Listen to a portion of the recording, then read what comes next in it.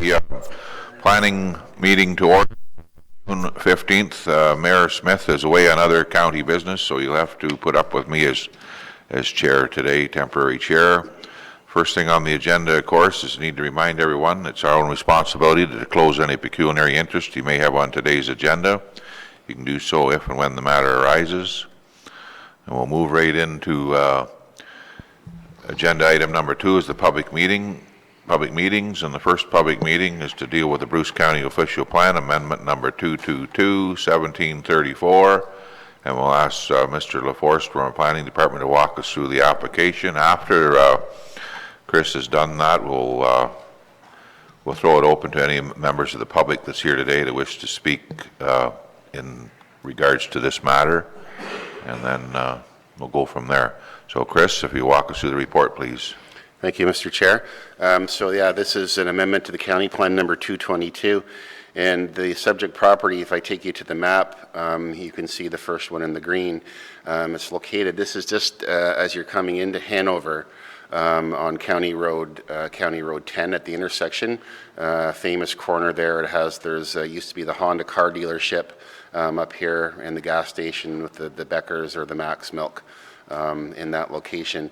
And this is an area that it's on the edge of, there's a better picture of the property there on the air photo that I have on the screen, and it shows the existing building. It used to be an old church, and another property that shows a picture of the yellow car in front, and that picture is one of the parking areas. That's the recommendation that parking area be removed as part of the application. This is interesting because today we have 2 applications right in the same area proposed for plan amendments, and this is one in an existing building, and the applicant is named Cantor, and we'll talk about one is actually a vacant lot proposed for residential development just down the street from there by Jensen as a separate application. This is an area it's included in the Bruce County Official Plan, and it's on the edge of the urban envelope known as Hanover. And as sometimes happens, there's edge development on the edge of an urban center. This would have been formerly out in the township, and prior to any planning being in place, a strip develops with a mix of residential uses and commercial uses and so on. Not particularly planned, but it is within the actual agricultural designation of the county plan, recognizing that it wouldn't be within an urban area because the County of Bruce doesn't control the Hanover urban area. So just essentially left in the agricultural designation, as many areas within the county plan, built up or otherwise, but it meets that designation criteria because of it's surrounded in the backland by agriculture. So the purpose of the application, then going back up to the top, is to convert the building into a commercial use. And specifically, again, it's currently designated as agriculture, was formerly a church, and the proposal is for a tradesperson's shop, and it would be a standalone use. It's not associated with farming or anything like that. The one thing about the county plan recognizes that there's existing buildings that are in the countryside. They're not designated as commercial. They don't have their own designation as urban and so on. But the county plan recognized there should be some flexibility. So if you can change the use of the building, that doesn't create any additional impacts in terms of traffic, noise, dust, it doesn't affect the ability for anybody to farm in the surrounding area, then there's review criteria that would suggest the change of use could be granted with some rationale, despite the fact that it's not within an urban area. So as you're aware, we circulate these to members of the public, agencies and so on.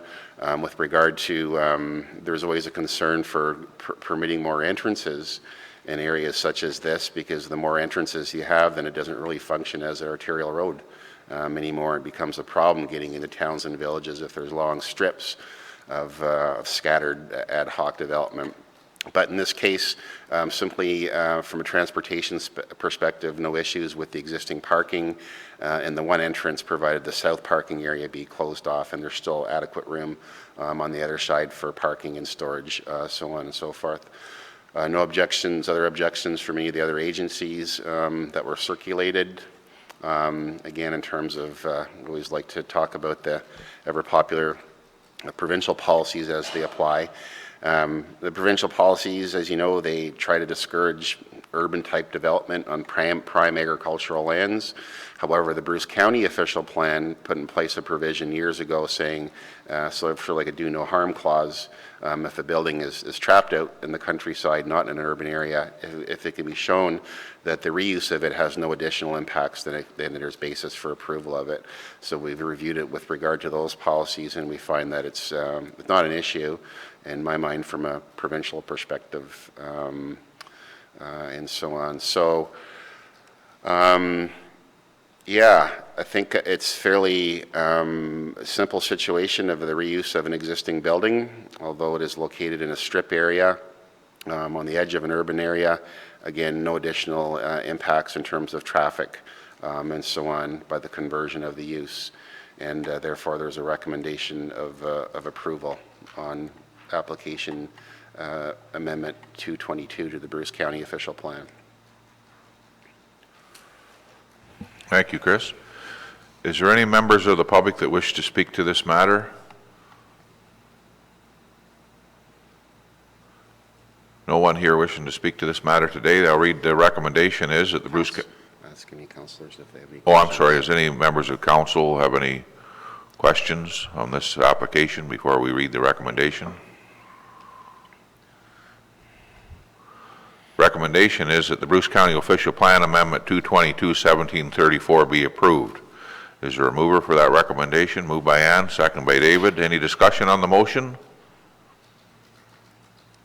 All those in favor of the motion? The motion's carried. Thank you. Moving on then to... So we're 5 minutes early for the next delegation. Okay. So let's go to action item. If we could, we can just go to action item 4A and deal with a couple of those that don't require timing. Okay, we're going down to action items 4A. This is, as many councillors may not be aware, the county has had a long-term relationship with Ducks Unlimited, particularly in the north on the Lindsay Tract, where there is 3 different Ducks Unlimited projects. And the purpose of Ducks Unlimited, of course, they like to hunt ducks for sure, but also by creating flood control structures to be able to create habitat that has other benefits to the natural environment for other critters other than simply ducks. If you are at the Lindsay Tract parking lot, perhaps the best well-known one is right in the parking lot area with the viewing tower. This one's located just actually to the north of there, off of Lindsay Side Road 20, and it's been in place probably 20 or 30 years. And there was an easement agreement with the county that was in place, and typically these are registered for 21 years or less. And it's time to renew the agreement, and also a time for them to go in and access the flood control structure and do some work. So they supplied us with a standard agreement that covers off their roles and responsibilities as well as ours. Again, in terms of their access to the property, really just to fix what they have now, and after that, just in on occasion for maintenance. So I think Ducks Unlimited has been a good partner with the county. It provides other benefits other than for waterfowl on the county properties, and I think it's consistent with our overall objectives for the forestry program. And for those reasons, then I'm recommending that the director be authorized to enter into an MOU, enter into the easement agreement with Ducks Unlimited to maintain and improve a portion of the Lindsay Tract as habitat for wildlife and waterfowl, and grant permission for the Director of Planning to sign the actual agreement. You've heard the recommendation. We'll get a mover in a second, and we can have some discussion if we want. It's been moved by Roberts, second by Luke. Is there any discussion on the recommendation? If not, those in favor of the recommendation? That's been approved. Thank you. So we can go to 4C because Mr. Holder and his neighbors are coming as a delegation. We have time to do 4C. Okay, we're heading down to items 4C. Chris. There's some discussions happening on the peninsula for quite some time, ratcheted up about 2 years ago, in the genesis of those discussions regarding tourist volumes, particularly in the summertime, and a feeling from some that we need to be doing more in terms of planning on the peninsula in terms of managing those visitors. Obviously, made a lot of efforts to try to spread them out into the shoulder seasons, and we've actually already seen that this summer. Of course, with more and more people traveling up the peninsula in very early May and also early June as well. And so Parks Canada has been partnering with others in the area in terms of the tourism operators and certainly the municipality of Northern Bruce Peninsula. There was a grassroots group that got together through a workshop sponsored by the BPEG, Bruce Peninsula Environmental Group, that brought together a range of partners from that northern region to look at what we need to be doing long term, and included Parks Canada attendance at those meetings as well as Northern Bruce Peninsula.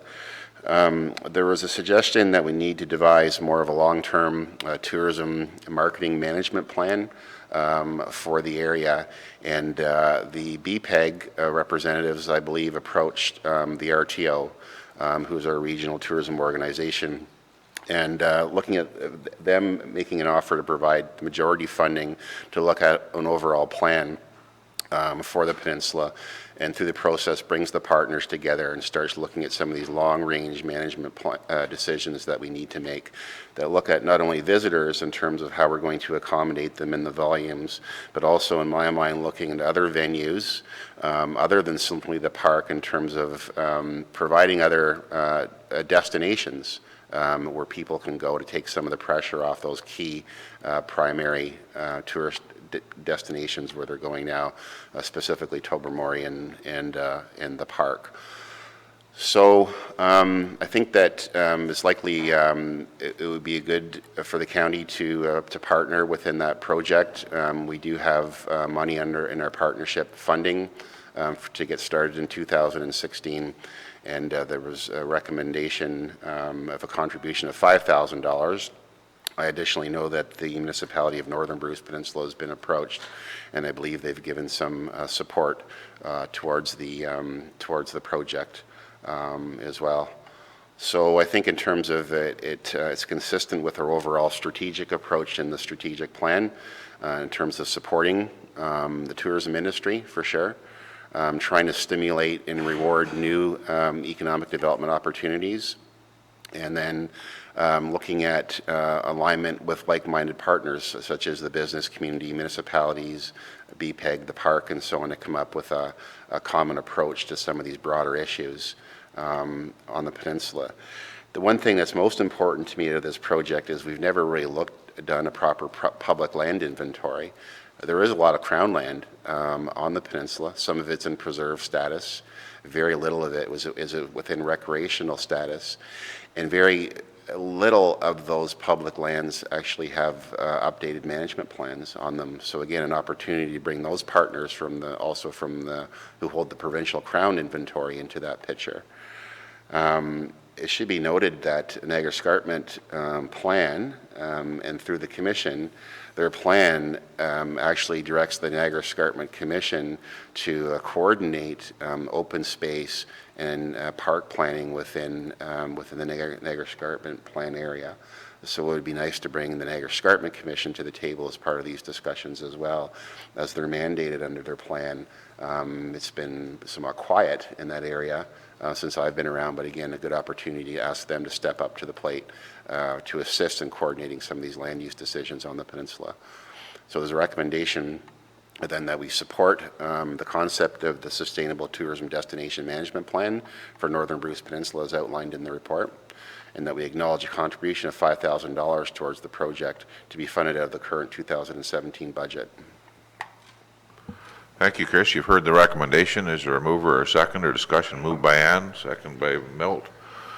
Any discussion on the motion? No discussion? Milt? When we were approached, we thought a logical partner would be the county with their expertise to help develop this plan, and we think it's a much needed piece of information that would be beneficial to us. So we supported it last Monday to a similar amount, and so we hope that this motion will be carried today. Thank you, Milt. Any other discussion on the motion? All those in favor of the motion? That's carried. Thank you. So we'll move back now to, it's past 9:45, so we can move back to public meetings. Item 2 was scheduled for 9:45. It's to do with the Bruce County official. With the Bruce County official plan amendment 223-1734. It's attached. We'll ask Chris LaForce to take us through the planning application, after which we'll throw it open to anyone here from the public that wishes to speak to this matter. Will be given ample time to do so, but for now we'll ask Chris to walk us through the report. Thank you. Okay. So as I've mentioned in the previous report, this next application is in the exact same neighborhood, located just to the south of the previous old church building that we dealt with. And on the map, I'll take you to that first. You can see up at the very top is the older church building to be converted, and then one more lot in between there, and there's a vacant piece of vacant land located in that area. And the purpose of the application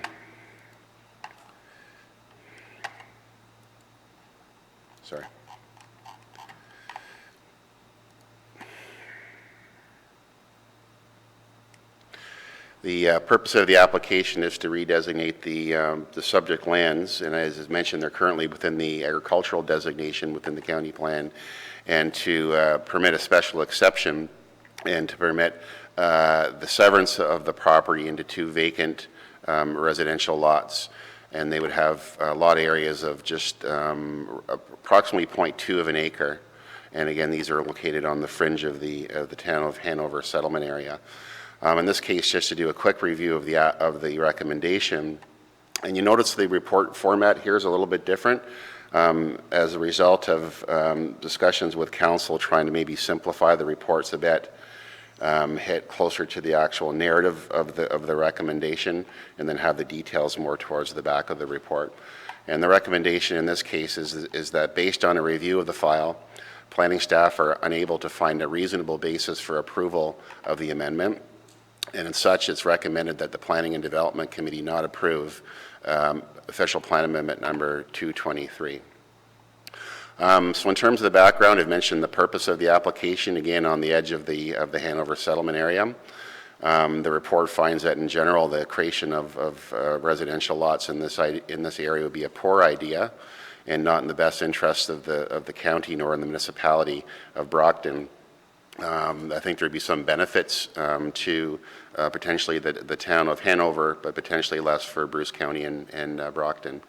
It should be mentioned that the existing lot is there now without any changes required. The person could simply build a house on that lot and achieve a building permit and an entrance permit. So the existing conditions, in my mind, are not particularly onerous with regard to the existing landowner.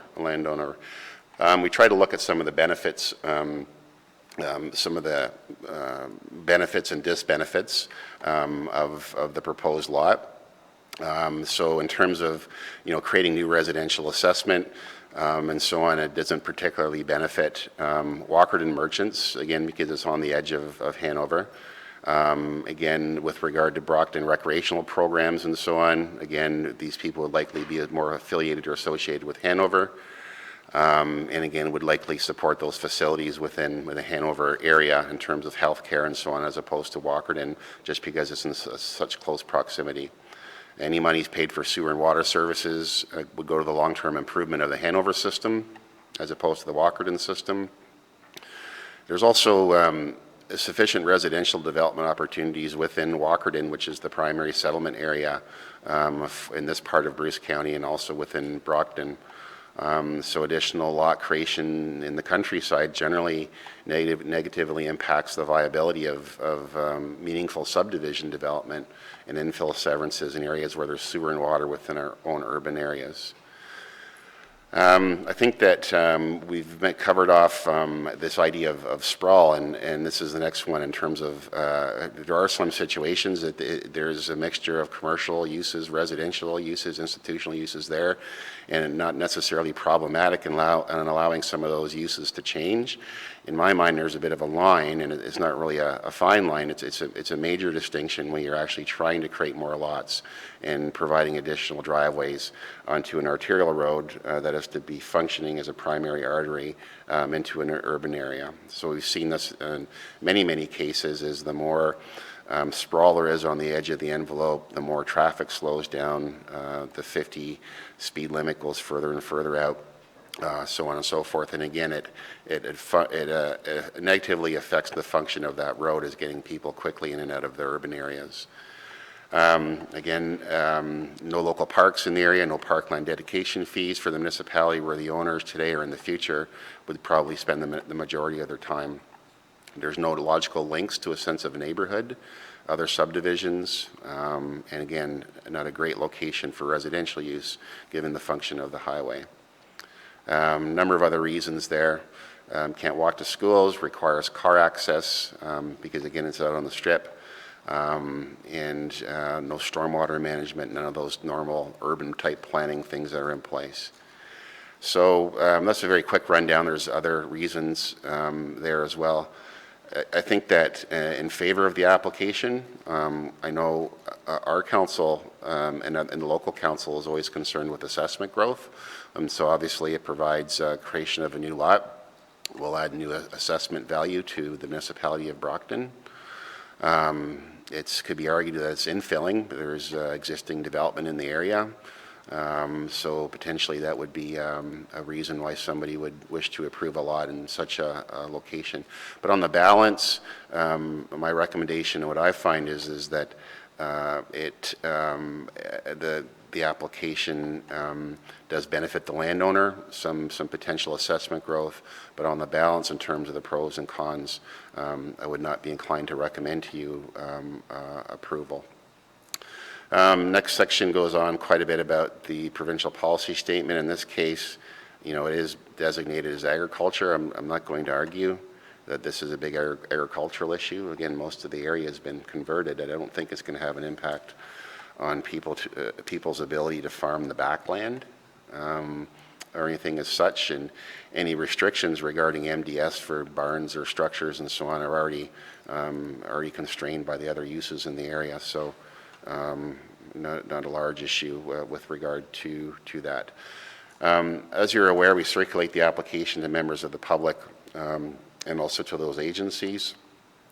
So great in terms of we talked about the function, the municipality, staff, no comments. Grey County Transportation, they reviewed the subject application and have no concern or no objections. And county planning staff have no further concerns with the subject application. The county requests notice of any decision. Hanover, no concerns. Saugeen Métis, no concerns. School boards, so on and so forth, no concerns. And Bruce County Highways Department just basically states that entrance permits will be required. No significant issues regarding natural heritage, flooding, filling that can't be dealt with by the owner at a later date. And nothing that would hinder the application's approval one way or the other. In terms of the county plan, just didn't go into a lot of detail about the policies, just really, it's interesting, the county plan says the county of Bruce does not contain a dominant regional center, therefore the majority of expected population growth will occur within primary communities, secondary communities, and hamlet communities. Non-farm development will be encouraged to locate in existing built-up areas in order to protect productive agricultural land and to support the service center function of built-up areas. So again, just reiterated again in terms of general policies, the overall goal of the plan, if you go to the goals and objectives in the front, is to encourage and strengthen the role of primary urban communities as regional service centers within the county. And furthermore, the idea being that we would direct most of the anticipated permanent growth to primary settlement areas. So on the balance then, Back to the recommendation that on the balance of the review, staff would not recommend approval, but of course, council is free to consider the application and make any decision that they wish. Thank you, Chris.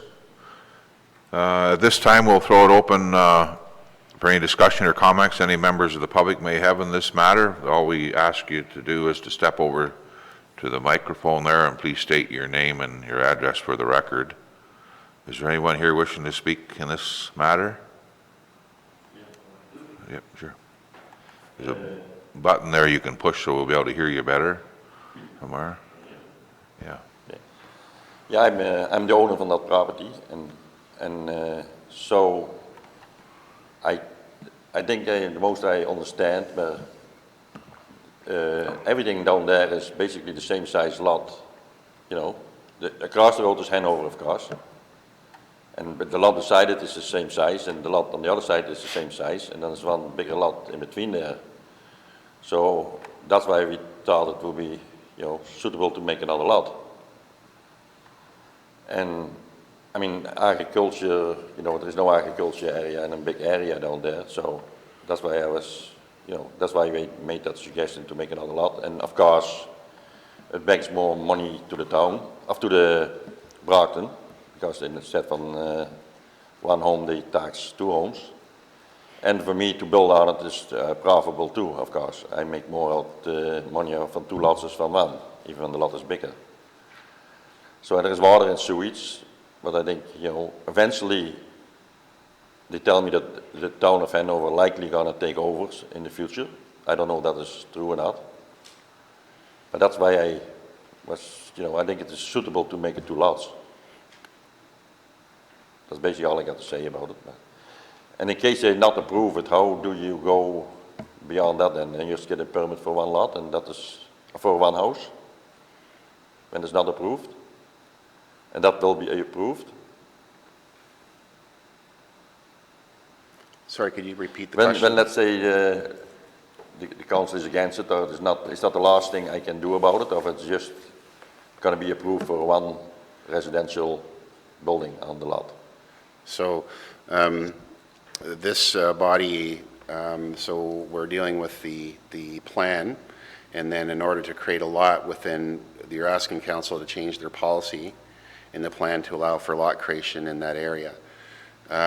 If council refuses that, then you have the ability to appeal, and there's a provincial panel called the Ontario Municipal Board, and if you're unhappy with council's decision, then you have the ability to appeal that decision. In terms of your next step, there's the zoning required and also the actual severance application that's been submitted as well. So the severance application can't really be approved unless there's zoning and the plan amendment in place. So the lot creation is the very last. There's 3 steps, and the actual lot creation of approving the lot is the last one. All right, okay, thank you. Does anyone else wish to speak in this matter? Do the members of the committee have any comments or questions? Robert? So just to be clear here, the intent of if we approved to let this be set up so it could be residential, it is his intention to go ahead and split this up into more than 1 lot? That's the purpose of the application. Okay. Ann? Yes, just so for clarification, it says here the surrounding land uses are residential to the north, south, and east, and just commercial to the west. So I take it, I've driven that road a few times, but I wish I'd paid more attention. So across the road, and both to the north and south, there are houses anyway, is that correct? Yeah, there's a mixture. If you look on the air photo, you can see there's a mixture of houses and then some commercial uses. There's a car lot, a couple of car lots, auto repair. It's generally, I would say, a mix of residential and commercial.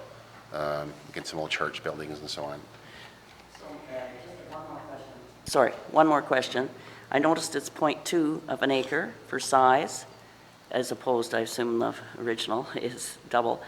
And is that acceptable, 0.2 of an acre in that area? He's saying it's about the same size lot. I think he's making an argument, if I understand correctly, that there's other residential lots in the area, and they're smaller than this one.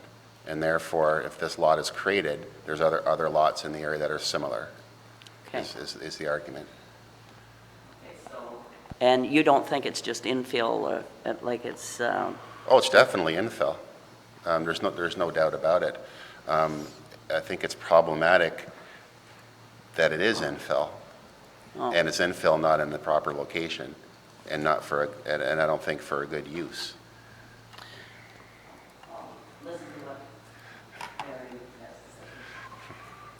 Dave, then Janice. Okay, thank you, Mr. Chair.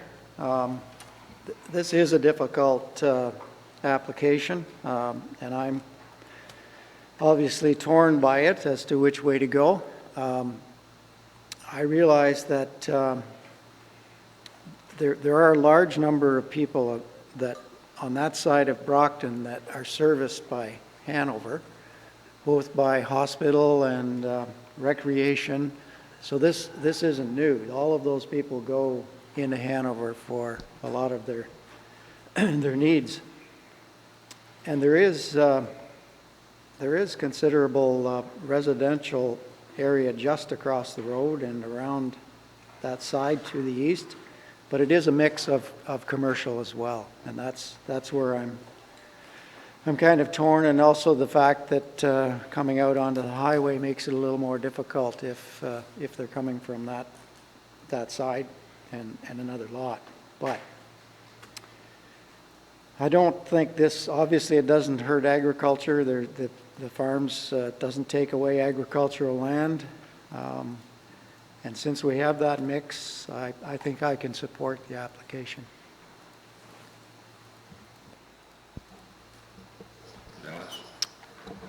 Thank you, Mr. Chair. Mayor Inglis, has this come before your council?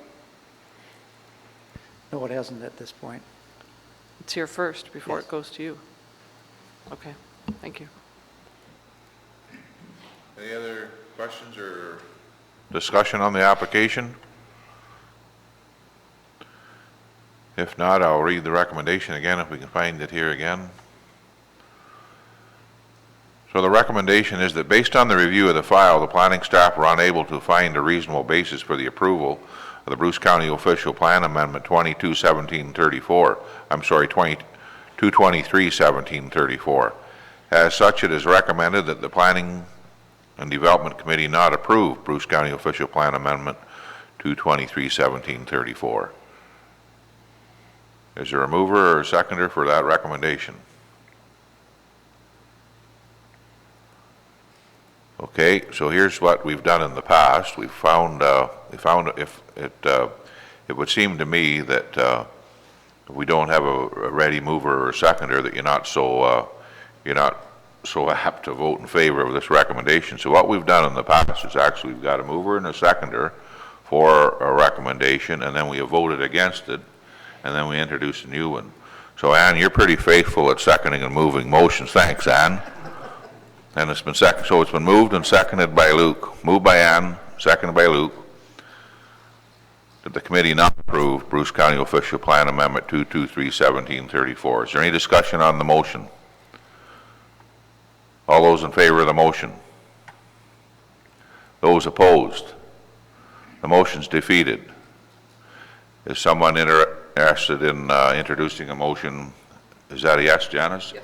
It's been moved by Janice that the Planning and Development Committee approve Bruce County Official Plan 223-1734. Moved by Janice, second by Ann. Thank you, Ann. Any discussion on that motion? All those in favor of the motion? It's approved. Thank you. So, Chris, where's that taking us? Taking us to, it is 10 o'clock. 10 o'clock. Okay, so, we're doing good. Robert Legase.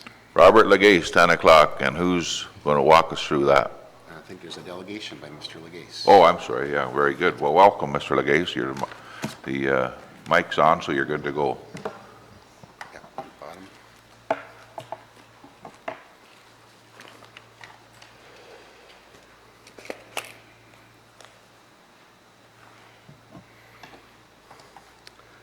Well, good morning. As indicated, my name is Robert Legacy. I'm a teacher at Sacred Heart High School here in Walkerton. I'm a history teacher as well as the outdoor ed teacher at Sacred Heart. Some 5 or 6 years ago, I asked my board to support the notion of going to what's called a 4-credit outdoor education program. And I was approved this past year, and our goal is to fully implement our 4-credit program come this 2018 in February. So what I thought I would do this morning is present our program to you, and then at the end I've got a few requests. So the program is called the Genesis Program. And Genesis stands for God, Environment, Nature, Ecology, Stewardship, Innovation, and Sustainability. And our goal at the high school is that we graduate students out of this program who will be God-centered, environmentally aware, nature-bound, ecological stewards who will embrace innovation and promote sustainable living.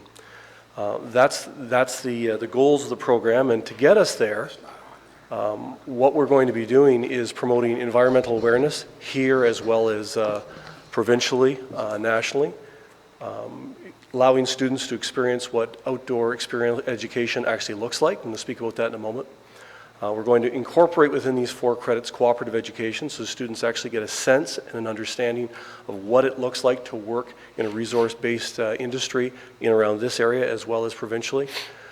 We really want to get students to embrace 21st century innovation as far as being innovators with utilizing technology as far as stewardship is concerned. We want to encourage their personal development, their spiritual, their emotional, and their physical growth. And of course, we want to work on their leadership skills. They'll earn 4 credits in total, as I mentioned. And the hallmark of the program is experiential education. I think we all could agree that there is a nature deficit. Many studies have purported the nature deficit that's available or is within our youth today. And so the goal of outdoor experiential education is to outdoor education embraces activities and experiences that normally take place in the out of doors. Frequently have an adventurous component and generally involve physical activity, and respect of the natural environment is key and paramount. So we want to foster within students skills that they don't presently have, and we want to use the physical environment in this area to do that. The primary goal is to help develop the knowledge of oneself, others, and the environment within the specific curricula itself. Innovation is, as I can see, is a hallmark within the county itself and within our school. It is very important and integral to students' development, and we really want to encourage 21st century learning techniques with the students so they can ideate and be innovators as far as the natural environment in this area and how we can be good stewards of that environment. And as I said, we will provide the students with lots of leadership opportunities within the Genesis program. We want opportunities where the students are involved with their county, with their local town, with different service organizations, and that's why I come to you today. So how can you as a council, how can Bruce County assist us? First and foremost, we're looking for a meaningful venue to explore what stewardship actually looks like. So we would like to be able to partner with the various experts that you have on staff so that students can see the exposure of the various county lands as well as the expertise that you have to offer. We want to have students understand what trail building, trail maintenance looks like, the science behind that, the factors that are involved in that in regards to the community concerns, community partners. We also want students to understand what risk management practices look like and how to develop those risk management practices. And specifically, we're asking that we be allowed, when we venture off our site at the school itself, to utilize a variety of the Bruce County lands for our students as they cycle to the various venues to camp or to work with your staff on working on various sustainability projects. So in a nutshell, the Genesis program came about at Sacred Heart High School for a real need. We saw a need within our students that their awareness the natural environment was not where, in my estimation, it should have been. There was a nature deficit, in other words, a need as far as their social and emotional development. We also wanted to ensure the sustainability of this area. So by providing them with real opportunities locally as well as outside the county itself, maybe these students will eventually be able to give back some of the skills that they will learn in post-secondary institutions and come back and live in this area and provide sustainable living for residents in this area and young people into the future. We're working on a variety of partnerships. I'm speaking with the town of Walkerton right now, the Parks and Recreation Department. I'm speaking also with the Saugeen Valley Authority about different partnerships we can do to have students work on authentic projects. And my hope is that we can have Bruce County involved in this process also. And that, in a nutshell, is the Genesis program. Thank you very much for that presentation. Does anyone have any questions of the presenter on this very exciting venture? David? Just a question. Have you looked at the opportunity of partnering with the Outdoor Education Center at Oliphant? That's with the Gray School Board also? That's with Bruce. Blue Water, Actually, it's yeah. owned by the, it's owned by a foundation at arm's length from the school board. Okay. I wasn't aware that it's an arm's length agreement, but I haven't looked into that yet, but I would certainly look into that. I didn't realize that. Great facility and lots of opportunity there. Okay, great. I was just going to mention that, what Dave mentioned. I've been up there and it is fantastic, and I don't know the bookings of it now, but how long has your program been going? So we've had a single credit outdoor education program in our school for the last 8 years, and our program starts in February. This is a new program, completely new to the school. So this coming February it starts. Oh, okay. Yep. All right. Well, good. Sounds great.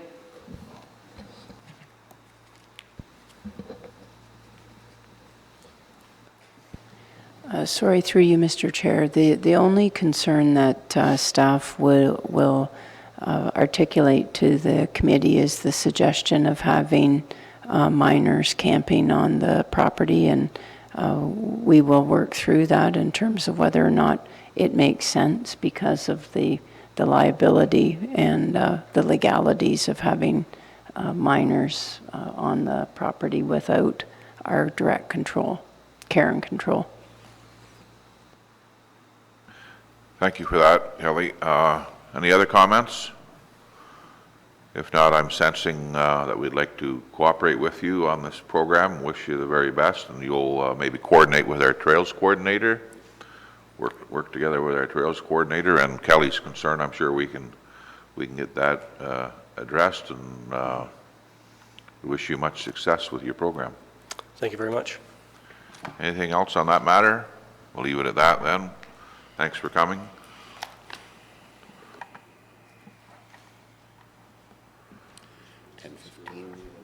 Sally Kidson.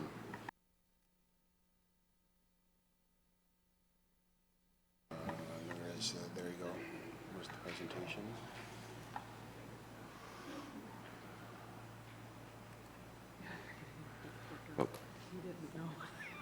Oh, he did. So, next delegation was scheduled at 10:15, and it's 10:17. Truthfully, folks, have you ever seen a meeting run so well for right on schedule and time like this? It's unbelievable how this is working. Yeah, something's going on here. So I believe this morning we have Sally, other than not running this computer very well.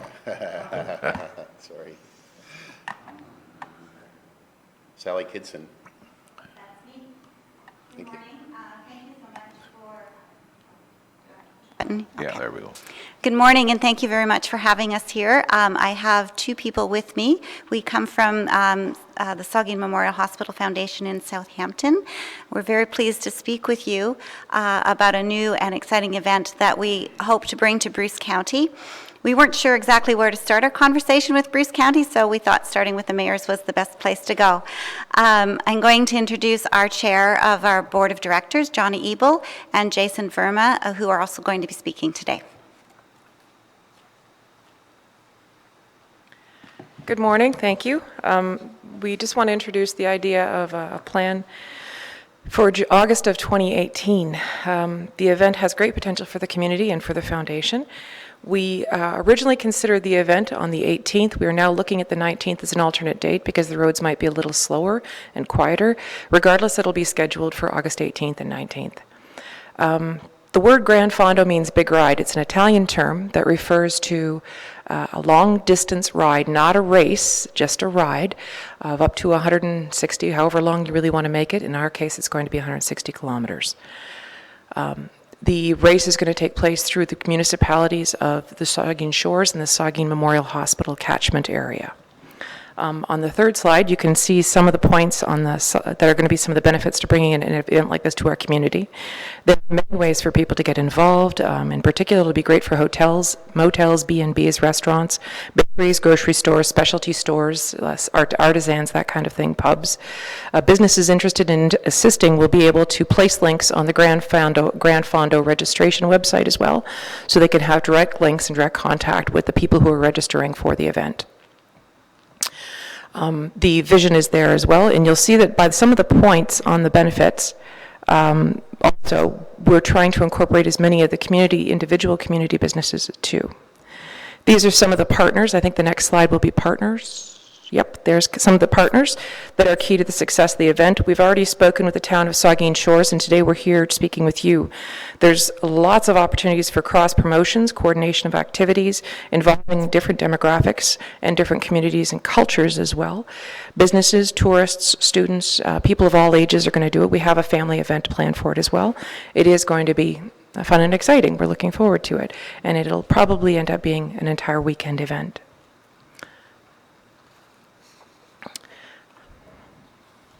One of the things that's happening is when we've looked at our budget, the budget we came up with was fairly conservative.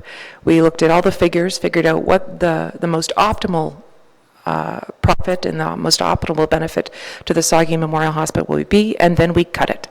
We decided that we're going to be as conservative as possible for the first year and make sure that we're not getting ourselves in too deep. And we're very lucky to have this amazing organizing team. If you take a look at the next slide, you'll see, well, there's a picture of me up there, but that's not the point.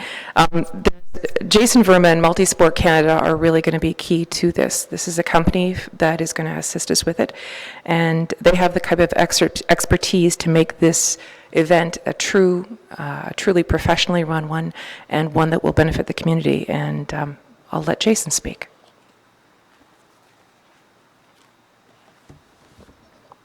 Thank you very much. Good morning. So just wanted to talk. I know that the old adage, it's just like riding a bike, but cycling is definitely both a passion and a sport that is seeing increases in participation levels, principally among folks young and old, but more in the middle age. And that's really going to be, for this event, our target market. If you wouldn't mind moving ahead to our next slide, it can speak to some of the details there. Some of these are sourced from Ontario by Bike, as well as from some of our own research. You can have a little bit of a read through there. And one of the other members of our volunteer committee, very strongly involved in corporate sponsorship on the cycling side, works for RBC Bank. And he's been generous enough to provide some of their internal research, both on high net worth individuals, which is some of his focus. And we are looking at the local rider percentage and summer residents in the Bruce County area as a big draw for the event. Both those, like I said, that do have cottages here, and others that do come up to visit friends that cottage in the area. One of the things that's been acknowledged, there's a bit of a hole in the sort of recreational cycling calendar for a large-scale event in this area. Lots of folks that do come up to take advantage of the roads for their own recreation have been wanting for something like this for quite some time. you wouldn't mind moving ahead to the next slide, I can talk a little bit about some of the points there. As Sally and Jonas said, it's an untimed event, a tour if you'll call it that, and we've selected some popular distances that when we segment the potential attendees for a ride like this, we know that we need to appeal to a broad audience, both in terms of distance and as well as the flavor of each of the rides. So the distance that we've selected go from a heck of a long ways at 160 kilometers all the way down to, we hope to be a very attainable and scenic 25 to 30 kilometer route in the Saugeen Shores, Southampton, Port Elgin area. One of the big things that we're trying to do, and when we go about trying to figure out what a route for an event like this would be, we don't start with any hard goals in mind other than to try to hit some of the high points, touch as many communities as possible. We've solicited ideas from a number of local residents, both full year and seasonal, and have come up with what we think are some really nice routes that touch on some of the high points that are listed there, make our way down, hopefully as far south of the hospital catchment area as Tiverton, out towards Paisley, try to see if we can also touch the Saugeen First Nations. So really try to make it a true tour of the area, hitting as many of the noteworthy points as possible. And then that allows us, through that route selection, to be able to engage with different local businesses, artisans, and whatnot along the route to truly create that festival environment. I think when you take away the time, like a stopwatch from an event, people's type A personalities are generally able to be put aside a little bit. And the opportunity to stop at a rest stop along the way, engage with local community members, and really sort of get a flavor of the area is truly enhanced. And our last point speaks to that quite well, coming for the ride, but staying to enjoy the community. We have also some information just about our group, Multisport Canada. I can speak to that obviously quite personally. So we've been in the event business for almost 15 years now. It doesn't seem like quite that long. And got our start hosting triathlon, swimming, cycling, and running events. So obviously a cycling event, part and parcel of that. We, I would say, are now at the point where in the last 10 years we do an equal amount of work both for our own events as well as working with local charities, both large and small, on a host of different events. All the way from 2 weekends ago, we were in Toronto assisting with closing down the Gardiner and the Don Valley Parkway for the Ride and Run for Heart, which is a multi-thousand person cycling fundraiser for the Heart and Stroke Foundation, with smaller charities for single day, very much rural focused cycling events. And that's really what we love to do, and have found sort of a great working partner with the Hospital Foundation on that. The next slide, again, it's always awkward to have a slide on yourself, just a little bit of background on me. We can skip through that quite quickly and head on to our final, which, if it's possible to play a short video, and this is courtesy, as I made reference to, the gentleman who's on our volunteer committee who works for RBC, and some of his sort of professional work that his department has done with a cycling event out in the British Columbia area, and he was generous enough to provide this for us.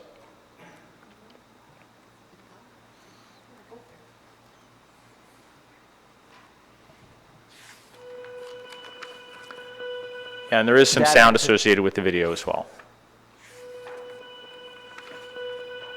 That anticipation is unbelievable. You could just see the flutter in people's hearts.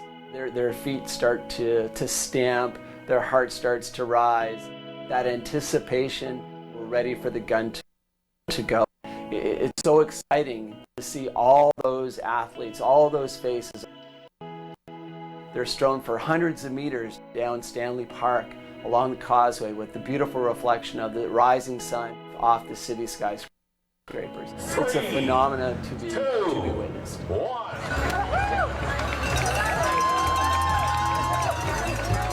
Everest Grand Fondo is iconic. We have something that is unique, starting in Vancouver in a downtown setting in Stanley Park, crossing Lionsgate Bridge, and taking that journey all the way on a dedicated lane, 122 kilometers from Vancouver to Whistler. It is something to behold, and hopefully people can experience something like this once in their life or as often as they can.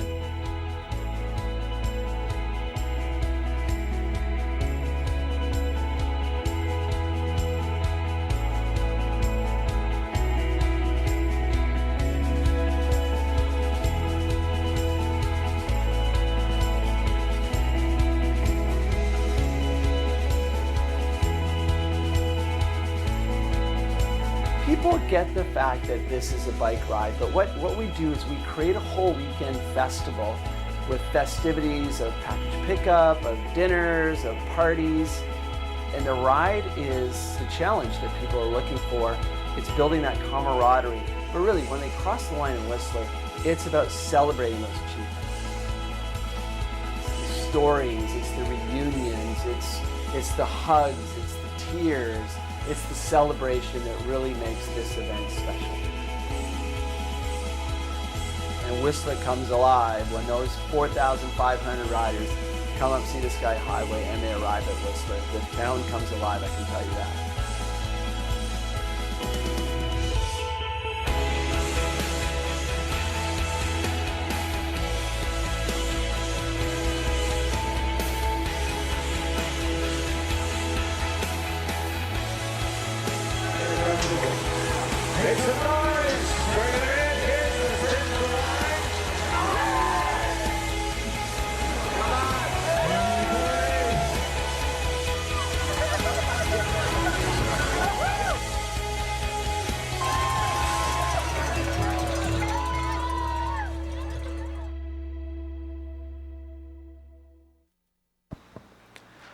So some of the highlights I wanted to touch on in that video, you saw sort of folks cheering on at the side of the road, whether that's local families, local musicians, or in one case, local superheroes, it would seem.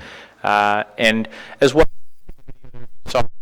sizes, ages, two folks on the tandem really had me chuckling. And what we want is talk about some of the other events that do exist around the province, and again, to sort of highlight the fact that there is a little bit of call it a hole in the cycling calendar that we'd love to be able to fill. And it is our intention as part of our launch, this is why we've come to you so early, is to produce a high quality video showcasing Bruce County and the cycling opportunities here in conjunction with our launch, which we're hoping for a year prior to the event, so August of 2017, that we can maybe hire some good actors, some good cycling actors to portray what we're trying to create in terms of the excitement surrounding the event. So if you just have a little bit of a read over the calendar there's a few events that are close by, some a fair distance away, and the Ride for Heart, which was one of the ones that I was sort of highlighting there in terms of we've also been involved with the Blue Mountain Centurion as well in past years. I will pass it back to Sally. Well, now you've heard all about the ride. Are there any cyclists in the room? Luke, do you cycle at all? Well, 30K is not that far. This past Sunday in McGregor Park, and I did 17K, and it just kind of blew me away, and it didn't seem that hard. So, and I'm not really a cyclist either. But I wanted to talk to you about the reason why we're doing this, because when all is said and done, it's really about hospital and keeping healthcare close to home. Now, a lot of your communities have other hospitals other than the Southampton Hospital, obviously, but some of you may have cottages in Southampton, so that you may use those services, or friends and families who have cottages, and so certainly keeping up with the need for hospital equipment is important. I had a conversation this morning with a father whose son just passed away a week or so ago. He had been involved in a serious accident about a year ago and has been in hospital care for that time. The care that his son received was incredible in difficult circumstances, and it just kind of came home to me this morning that that's why we want to have a Grand Fondo, that's why we want to raise the money. That's why we need to raise the money, because we want to make sure that we can always provide excellent health care close to home for our residents, our visitors, our families, our friends. So those pictures are just some people. The little girl on the right at the top, actually her life was saved in the Southampton Hospital last October during an emergency, and some of the equipment that we've purchased this past year. And then finally, I just want to wrap up a little bit with the last two slides. We are looking at the launch in August of 2017. We are giving ourselves over a full year to plan this event, because we do understand there's a lot of logistics, and that's again why we come to the county. We will want to use county roads. We will want to have the towns celebrating this event with us along the route, and certainly the other towns opening accommodations and restaurants, because if we get 1,500 riders, they're not all going to be in Saugeen Shores. We're going to spread them out right across our beautiful county. We don't have the Sea to Sky Highway, but we have incredible scenery in Bruce County and beautiful rural roads, and I think that once the riders come here, they're going to fall in love with Bruce County, and they'll come back again and again and again. So thank you very much for your time today. I hope we didn't go over our 15 minutes. It's a big project. We are hoping that you will give us your approval in principle, in the sense that you'll help us navigate through setting up the logistics of the ride. I keep coming up with It's Perfect in Paisley, so I think we have to have a rest stop there. But where you know, if you would like your town to be on the route and have a rest stop, we would like to hear that. We would like to hear from you which ones of you are really enthusiastic about that and can really get behind us. And we know that we have to work with Kelly and the roads department to work out the logistics of construction and what might be happening. So again, thank you for your time. We look forward to a continued relationship and hopefully your approval to help us get moving forward with this. Thank you for your presentation. Does the members of the committee have any questions or comments of the presenters? Luke? Thank you, Mr. Chair. I just think this is a really cool idea, and what's so great about it is it promotes a healthy lifestyle. I mean, it's a fundraising thing, but it's all about health. It raises money for the hospital, which is important, but it's also an economic development project, which I mean, that's a really great trifecta of positive impacts from this fundraiser and from this event. So I just make the comment that I'm hopeful that the County of Bruce will be supportive of the project. It certainly will be of great value to the town of Saugeen Shores and hopefully to some communities around us. And just thank you to you guys for coming up with the idea and for all the work that you have done and are about to do in bringing this about. Just very exciting, and thank you and congratulations. Thank you, Mr. Chair.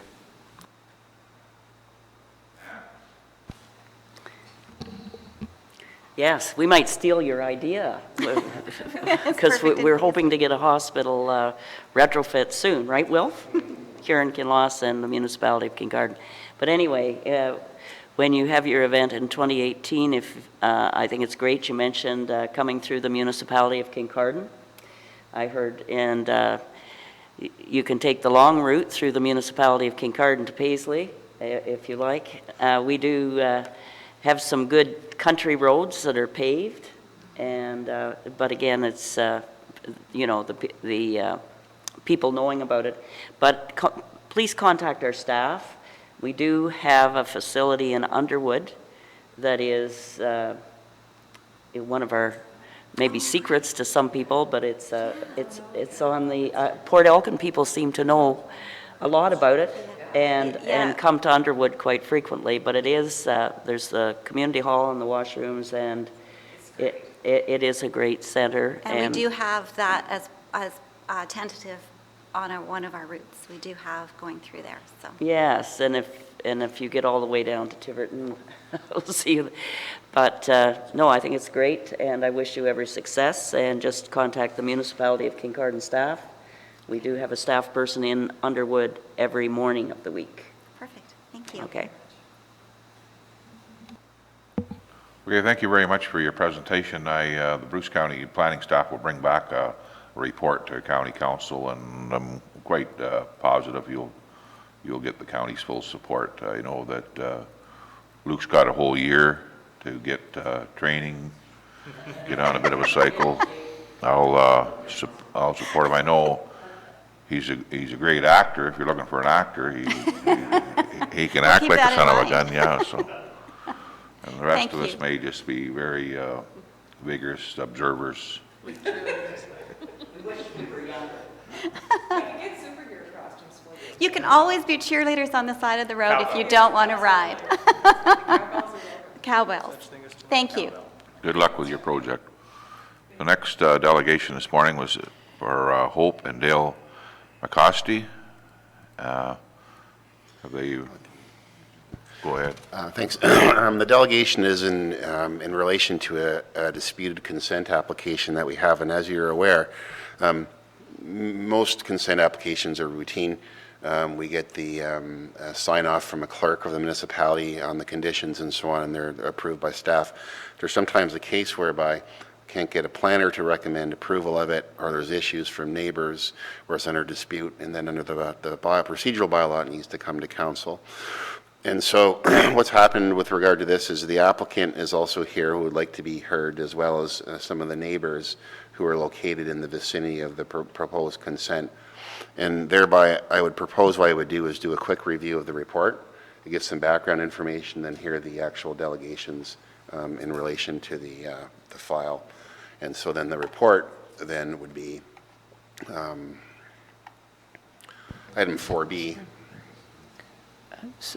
Sorry, Mr. Chair, if I may just interrupt for one moment about procedural requirement that committee need to pass a resolution allowing the delegations to speak that are not on the agenda. Are you suggesting we need to do that now, or we're going to have go back and, are we actually going to be voting on that after you take through the report? We'll do the background on the report, and then we'll hear the delegations. Then I'll ask you to make a decision on the report after you've heard the delegations. So we need a motion now to approve the delegation that's wasn't on the previous agenda. That would be my recommendation, yes. Okay. Moved by Milt, second by Janice. Any discussion on the motion? All those in favor of the motion? That's carried. So I think we're back to you, Chris, on walking us through the issue. Yes. So in your in the committee package, but for clarity, in the committee package that was sent out, there was the original report, but at the time we didn't know there'd be a package sent in by the delegation regarding the objections. So in the updated package, then if you click on it, there'd be the updated addendum report, which deals also with some of the concerns from the neighbors. So if you click on the left-hand side on the bookmarks, it should say B72 holder addendum.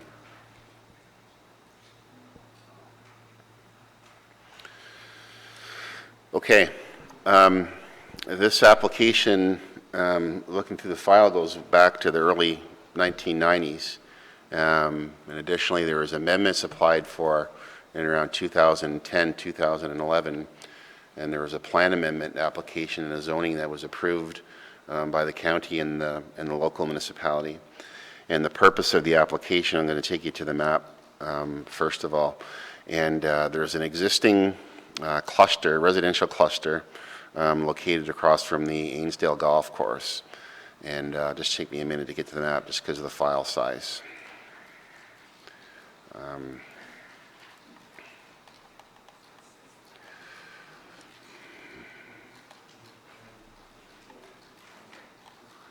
So if you look on this property here, this map here, you'll Highway 21 is just to the right of the just to the right off the map. And if you turn on the concession road to go to Ainsdale Golf Course, close to Kincardine, just on the south, what I call the south end of Kincardine, you'll see this road with a number of lots, created approximately 8 lots. And towards the front of the property, there were some lots that were created by consent years ago, and at some time, some type of a plan, a subdivision, or a multiple lot creation with a municipal road that was created. And initially, back in the 90s when it was started, there were some issues regarding the road and the road ownership, and then additionally a 1-foot reserve that was actually retained by the landowner as opposed to being transferred to the municipality. And what you have then is a situation where the lots are developed, and if you look on this map that I have on the screen, there's an existing residence that's located right on the corner. And there's a proposal to basically sever off the rear yard of the property and to create another residential lot within this, I guess you would call it a miniature subdivision. So the context from a land use perspective is the golf course, and then outside of Kincardine, it's located outside of the Kincardine urban area, and for the most part surrounded in and around there by agricultural land, mostly cash crop and so on and so forth. So essentially a small miniature subdivision within a agricultural area with the golf course across is sort of the quick idea of the land use in the surrounding area. The purpose of the application is to create a vacant residential parcel, and it would be just under half acre in size, 0.46 of an acre. When the planning report was submitted to the initial report was submitted to the package, there was one phone call indicating some concerns, but then since then, there's been a number of letters and photographs and so on attached that have been from the neighbors that have been attached to the report, and that's why the size of the package is so large. Again, part of an 8-lot non-farm residential cluster, created it likely sometime in the early 1990s. The road was built. Then sometime thereafter was assumed by the municipality, and so the road issue has been dealt with, as well as I think potentially the 1-foot reserve as well. As you're aware, we circulate this to members of the public and so on.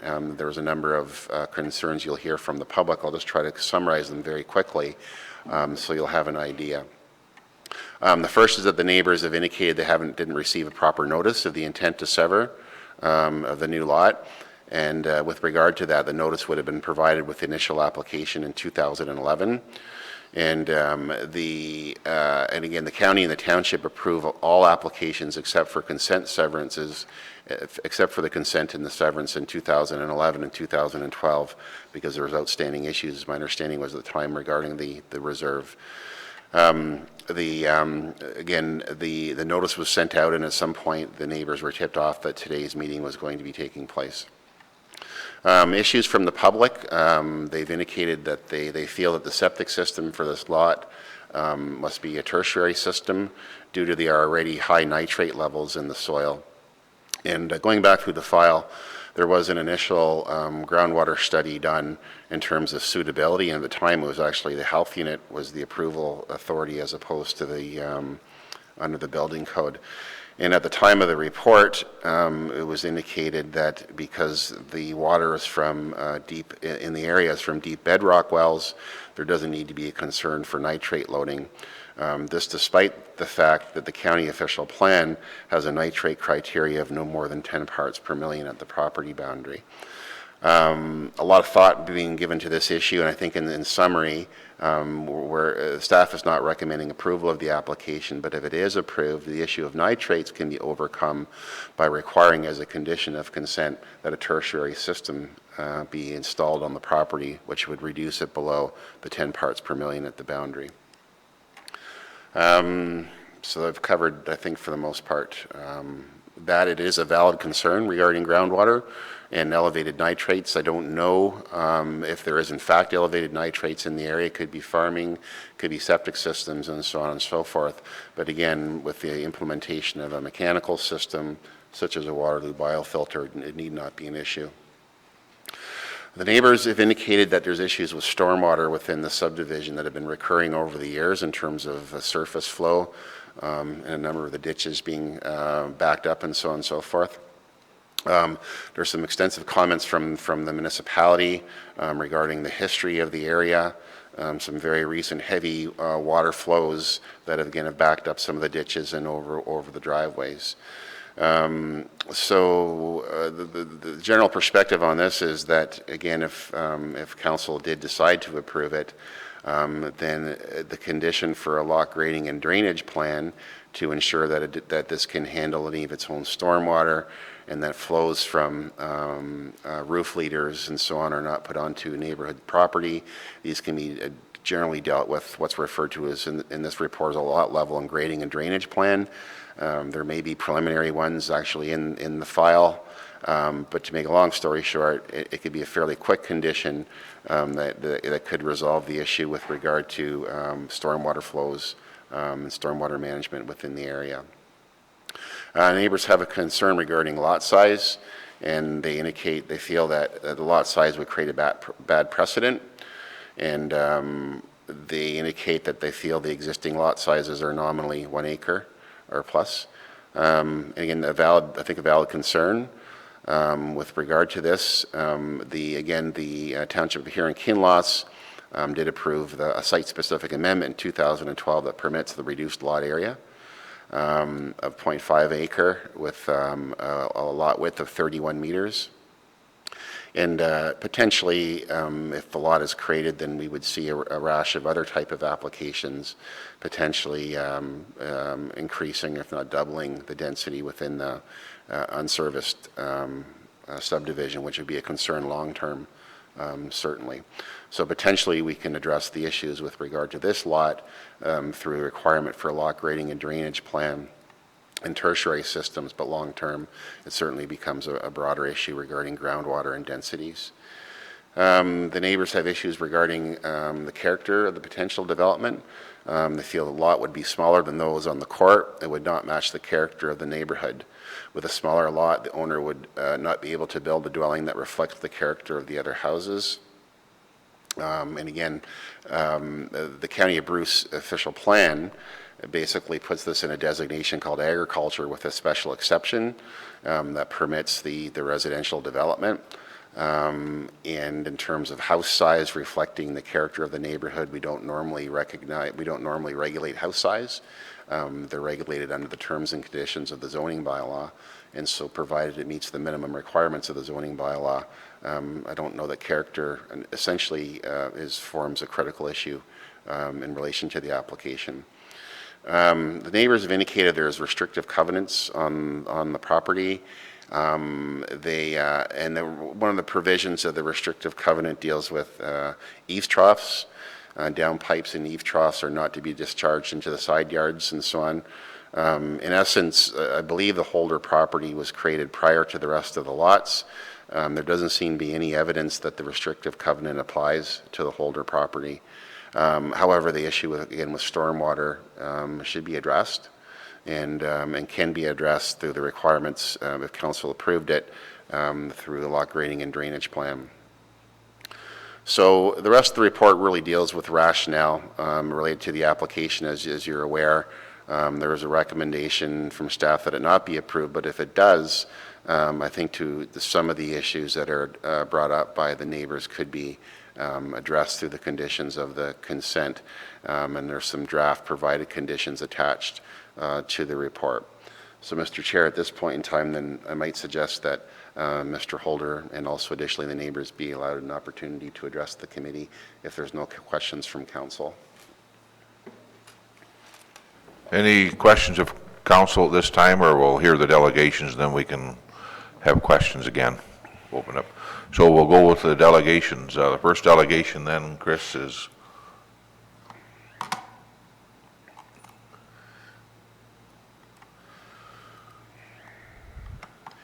Hopendale, McCroskey.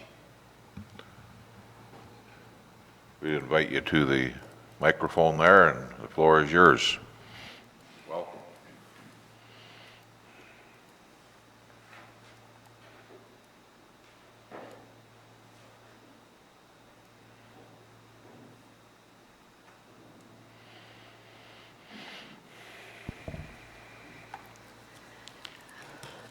Thanks for letting us speak today.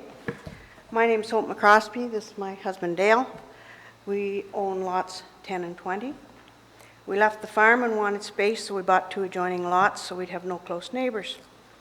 Having a house built on an undersized lot will put it right at our back doorstep, while Mr. Holder continues to enjoy his 1-acre property.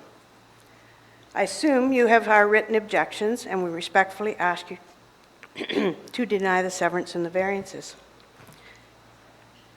I brought along, probably this is cumbersome to you, and I'm sorry, I'm not up to speed on computers and stuff, but it outlines what our houses look like.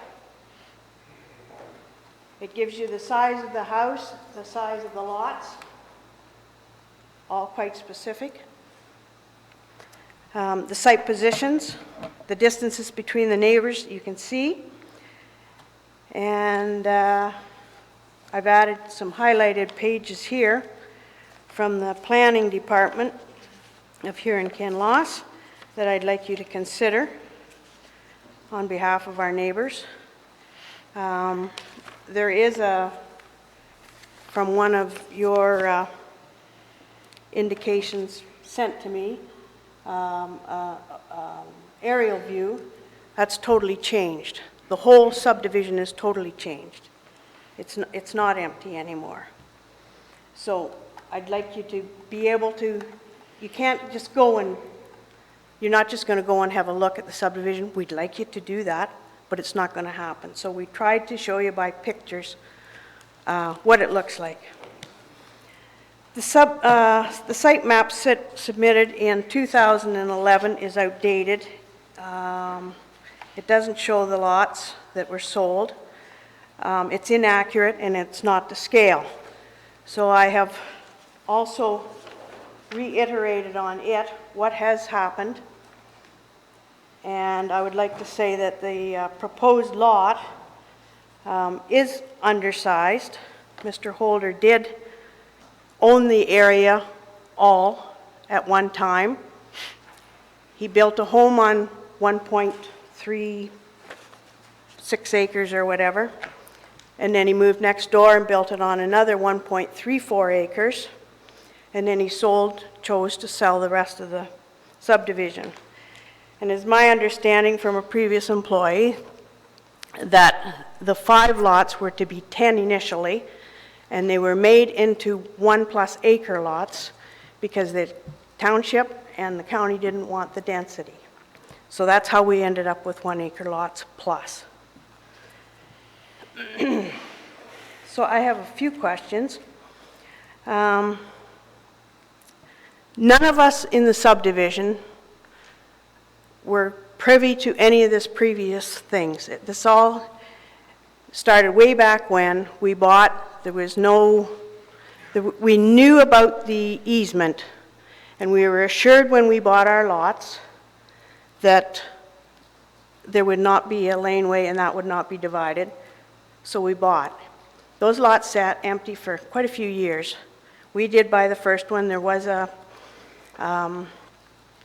what do you call it, a spec house built, and it was finally sold. So now that all the lots are sold, why all of a sudden is there an agreement? Because Mr. Holder and the court couldn't decide on an agreement beforehand. So why all of a sudden? We feel we've paid all the fees for the development on our 5 lots.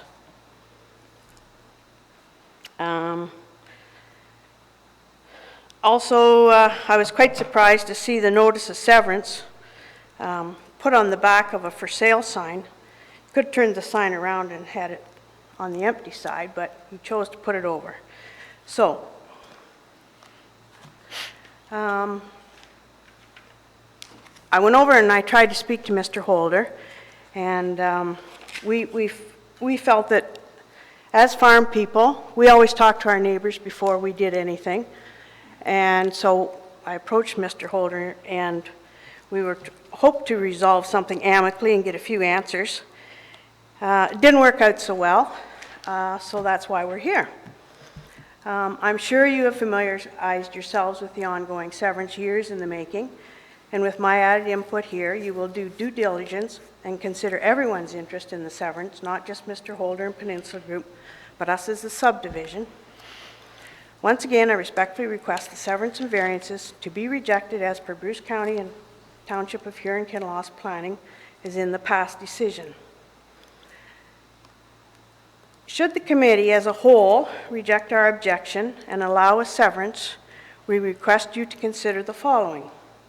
A lot line adjustment. As Mr. Holder has the largest lot, reverse the size of the retained and severed lots to be better in keeping with the size of the lots and the character of the neighborhood.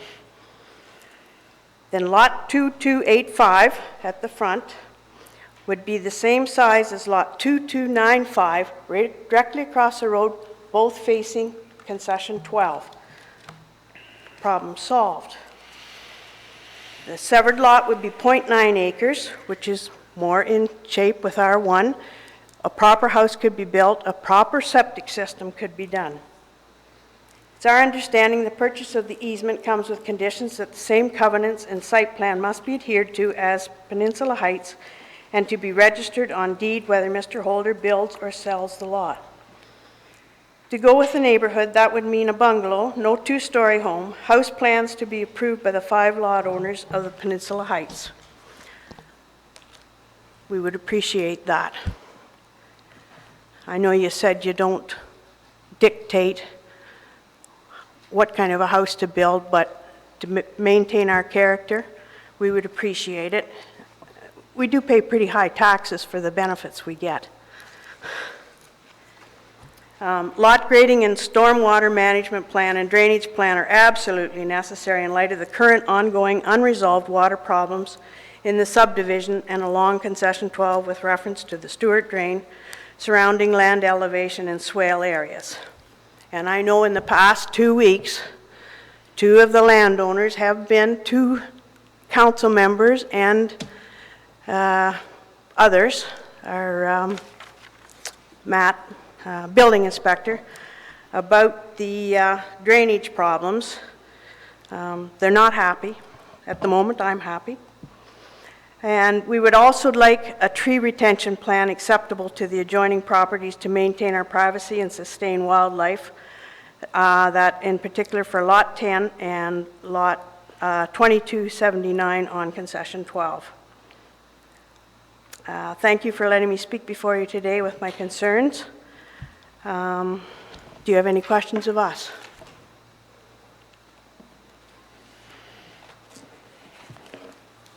Yeah. And so I just want to make sure all your neighbors have pretty well the same concerns. Yes, they have, and they all work. They all work, two people to pay for their homes. They're young. There was a letter faxed to you, I believe, with all names on it, and I think there was 4 objections to it, if I remember correctly. I have it here somewhere.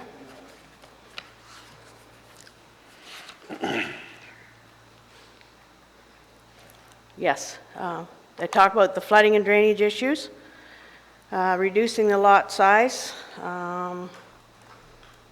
the problem with dividing the lot years ago, and how Mr. Holder and the Peninsula group couldn't get along. And Bruce County and Huron lost plans to promote settlement in Lucknow, Ripley, and along the lakeshore where services can be provided in a cost-effective and environmentally responsible manner.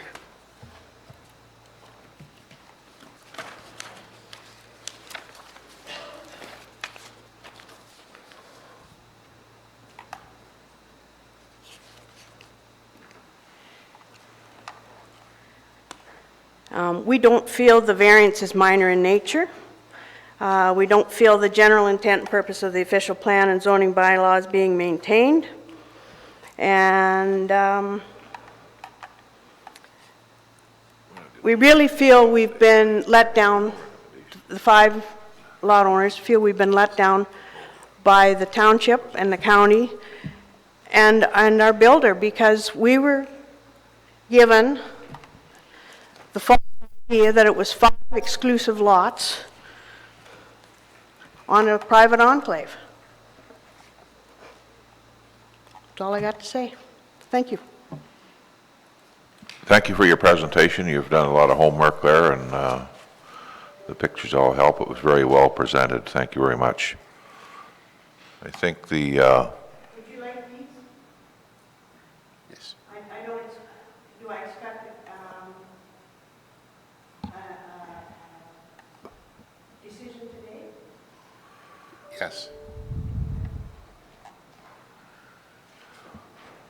So I believe the next, we have another delegation. It's Mr. Holder's here.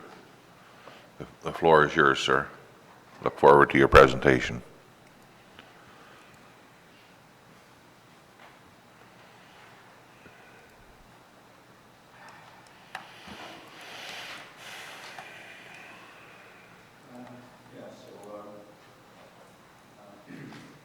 Is there a button there you could push? Hear you a little better. Okay. Yes, my name is John Holder, and I'd like to give my presentation to the attendees, a member of the councils, planning staff, and planning committee members. I'd like to say that I've lived on Concession 12 now for 43 years, and over that course of time, I've seen quite a bit of things happen, including I just want to mention this torrential rainfall we've had lately. We were in Toronto visiting our mother at the nursing home on that same time that they had a big rain here. And in Toronto, we had 2 inches of water in the parking lots and stuff there too. And over the course of 43 years of living on that road, that happens occasionally, right? I mean, it's nature. But I'd like to just go back over one thing that I'm not sure Mr. and Mrs. McCrosty mentioned about a house I have, a large house. And it's true, but my home is on 1 floor, and it's mostly crawl space. And I only have a small partial basement for rough storage, because I remember, years ago, my dad once told me, you dig a hole out in the country, it's going to fill with water. So I put my home on basically a crawl space. And I did work with my dad for years in the construction business. We built some homes, and so I had the expertise to actually build my own home, and I built it basically for the cost of materials. And it took me 2 years, but I built it myself. And I would also mention that Lot 3 we're talking about, the one I'm potential severance, is not actually within the existing 5 lots proper, but it's on the way into the entranceway to the subdivision on the left-hand side. You would pass by it to get into the subdivision, and my Lot 3 is surrounded right now by large mature cedar trees that have been there for years and isolate the property from view, or practically from view.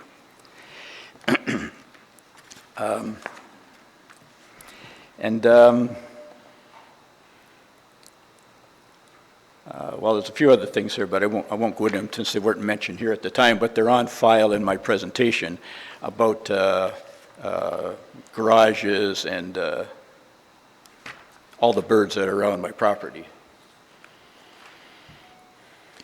But I'd like to, first of all, I'd like to give a little review of this, the Bruce County, the Planning Committee report that you all have. And I went through it from top to bottom and kind of condensed it, and I come down to 3 points on it. Number 1 was that this was circulated back in 2011 initially, when I got the first phase of this severance process going, and the necessary official plan amendments that were required back then, they were passed back in 2011 and into 2012. So they're already on record on both the township and the county official plans as recognizing that lot already. I've been waiting all this time to get the road through and being able to buy the road from the developer for a certain price that he wanted, which we have negotiated, and it's already on your files as well. You have the complete agreement of sale there. But in the Bruce County Planning Committee report, they mention here that after you go through it all, they've circulated this to all the agencies, and there was no comments or concerns from any of the circulated agencies.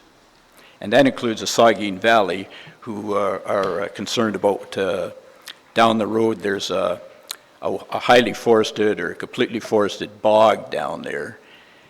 But they mentioned that, but they said they have no concern with this severance. And they also, in this committee report to the committee that you have, it confirms that both the township and county official plans, it conforms to both the township and county official plans. And it ends by mentioning that, the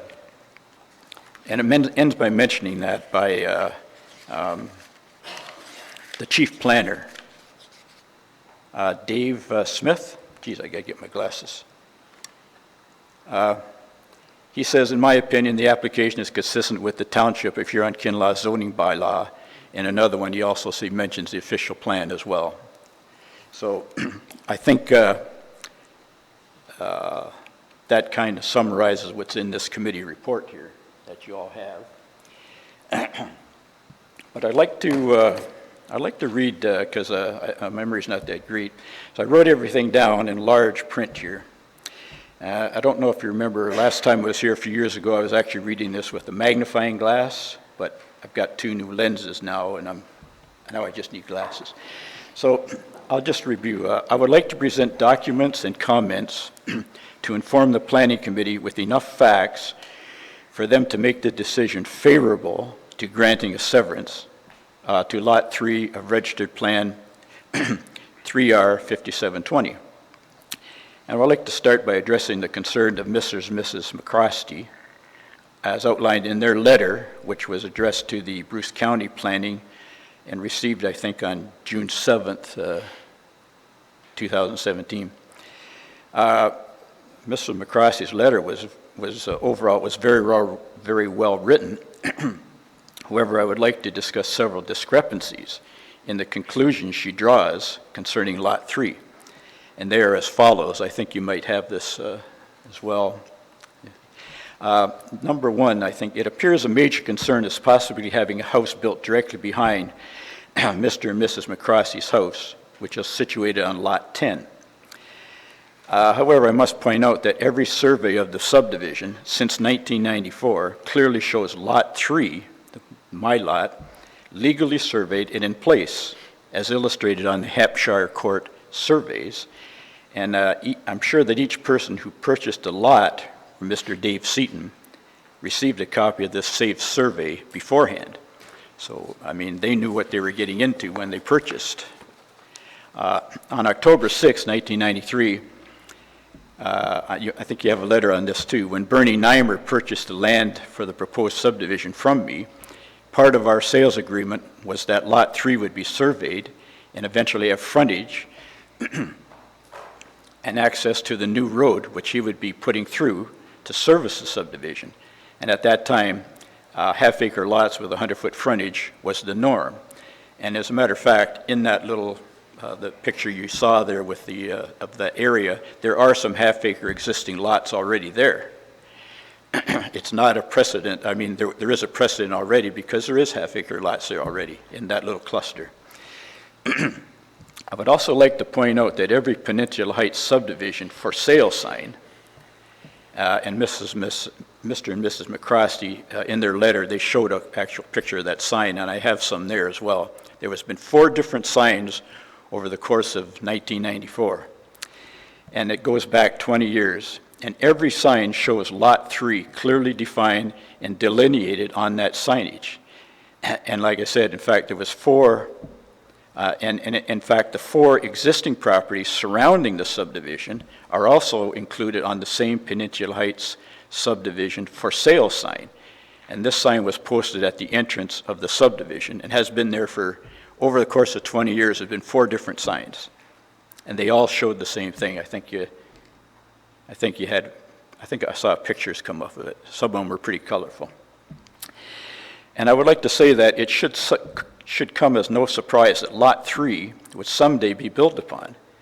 And I'd like to also mention what Mrs. McCrosty mentioned. And by the way, an oversized house cannot be built on a so-called undersized lot because township rules, regulations, and building codes embedded in the township plans and comprehensive zoning bylaws cover house sizes, location on the lot, side yards, drainage and swales and everything. And one of the points I have to point out was Mr. and Mrs. McCrosty, they also own Lot 20, which is adjacent to their existing Lot 10, where their house is currently situated. Now, Lot 20 backs upon an open field with a clear view to Highway 21, about half a kilometer away. If their concern is having Lot 3 behind them, perhaps they could have alleviated their concerns and with maybe a little bit of foresight, built their home on Lot 20 instead of Lot 10. Lot 20 being the lot backing on a farmer's field with a clear view all the way to the highway. And as well, though, as described in Mrs. McCroskey's letter, Lot 3 is surrounded on all sides with mature cedar trees that are 15, maybe 20 feet tall, which separates and isolates Lot 3 from public view. And when they're in their own lot, on Lot 10, they can't see Lot 3. They can't see through the trees. And those trees are going to stay no matter what. Like, I don't have any intention of, if anything, I like to keep them fertilized and trimmed. Now, I would like to also address drainage concern on Lot 3 that was mentioned. In correspondence with Mr. Dave Seaton, he confirmed Lot 3 was already included and rolled into the engineering requirements, drainage and otherwise, for the entire subdivision, including Lot 3. And I have an engineering document prepared by Cummings and Cockburn Limited of Waterloo on August 1995 and accepted and approved for construction by Huron Township engineers Bruce Potter of BM Ross and Associates. And the drawing is 6016-101. I think that was up there. But anyway, if you don't, here it is right here. Yeah, I think it's on, you might have a picture of it. You want to take a look at this, or should I bring it around? Or I think it's on your...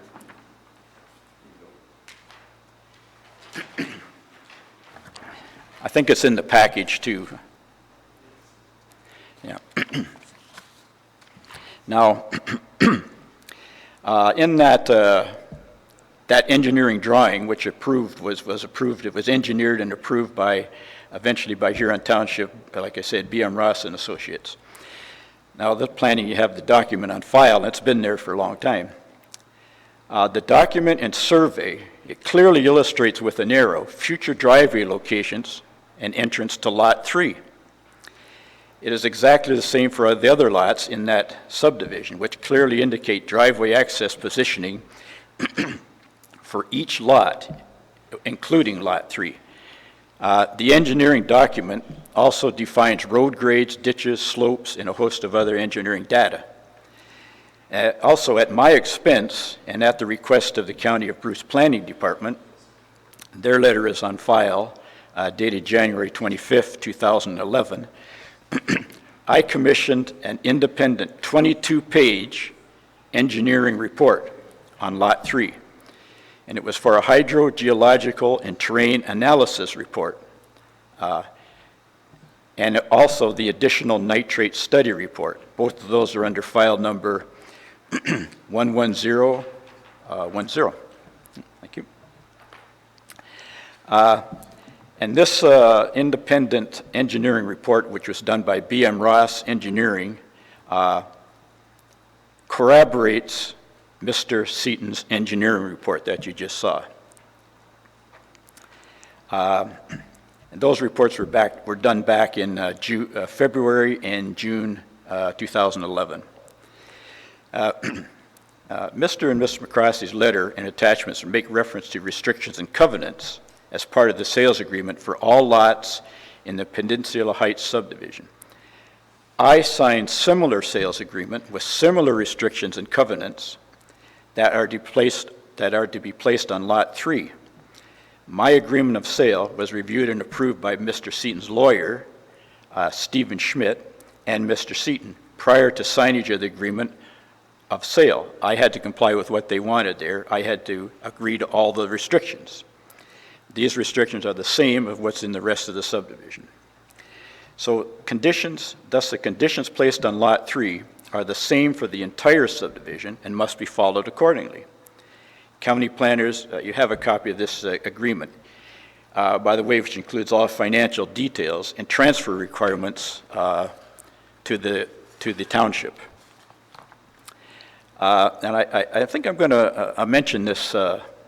Mr. Holder, I'm going to ask you, I think we've given you ample time. We've had most of this material for a little while. Pardon? We've had, and so I'm going to ask you to summarize or hit, if you got a couple more high points you want to hit them very quickly. Actually, I was just only got a couple of, one more and a summary. Yeah, let's do that. Sounds good, yeah. Okay. So I just want to go on about one more thing about the restrictions, because it seems to be about the water thing. In item 8 of the restrictions and covenants attachments, it states right there, and I'll paraphrase it, the buyer is responsible for all drainage requirements and no claim shall be made against the township. And it says further down, routine maintenance and drainage work is the buyer's responsibility. And of course I signed that as well, and so did the others that are existing there now. So to conclude, I have been very patient and acted in good faith, followed all the rules and supplied all requests for documentation and reports.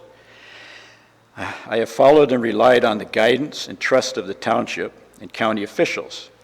And on the basis of that guidance and trust, I have accumulated a substantial amount of cash expenses of over $40,000, including $10,000, which is non-refundable and would be lost if this severance is rejected. And as mentioned previously, documentation reports, notations, letters to council and planning regarding the severance of Lot 3 have been on file and date back 20 years and more than 20 years. So to successfully complete this long process, I urge Planning Committee to vote in favor of my severance application. This will complete the second and final half of the severance process that officially started in 2011 and 2012, when the first set of township and county bylaws were passed at that time to facilitate severance of Lot 3. And all this documentation and the bylaws are on file with the county planning officials and have been open to public scrutiny since 2012 and even before. I appreciate council's time and patience, and thank you for listening to my presentation. And I have because I don't know how to work the computers too well either, I have an extra signed copy that I probably should submit to somebody that has our signatures on it. Yeah. Yes? Bruce will pick that up there. Thanks very much for your presentation. I'm going to ask now, Chris will do a summary of this application, and we're going to go on and deal with the recommendation that... Yes. Summary. We're aware of the issues in the history of the property. We're aware of the concerns from the neighbors.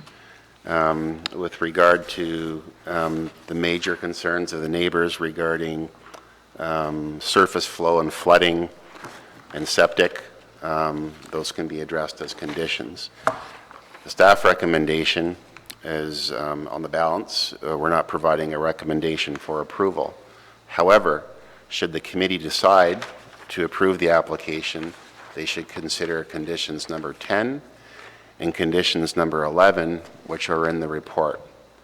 Condition number 10 is a requirement for a tertiary treatment system, which in my opinion will reduce nitrates below 10 parts per million at the boundary.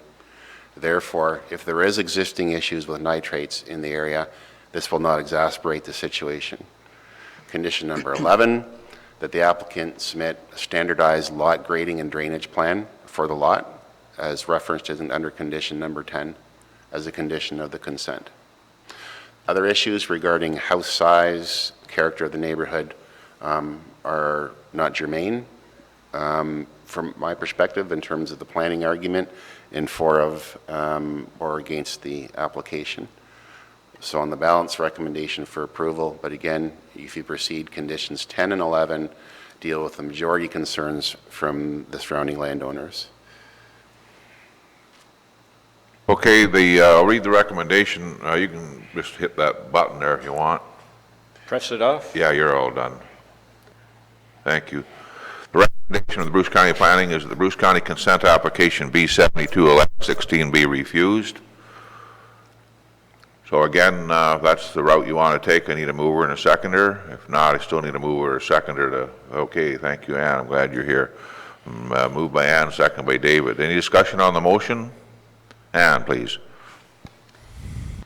Yes, so I'm kind of thinking the original reason for the 1 acre lots was because that part of the 12th concession is all swampy, and there have been drainage and stormwater issues. And as far as nitrates, you know, if the golf course across the road, I think that contributes to it. And maybe the farmland around as well, but I don't think that's an issue, but I know the area, and on the other side of the bush, there's also been, where there's smaller lots, there's been drainage issues as well, and flooding issues. I used to live not too far from this area. So that's what I would like to know, the original plan for the subdivision. I think the corner lot was put there in the 70s, that's smaller, if I remember, but I'm not sure. But, so I would like to know if the original subdivision, the reason for the 1 acre lots was not just people wanted bigger lots, because even a half acre is a pretty big lot nowadays, but had something to do with the fact that it's near the swamp. And where is the Stewart drain? The part of the drain, as I remember, used to be the ditch on the south side.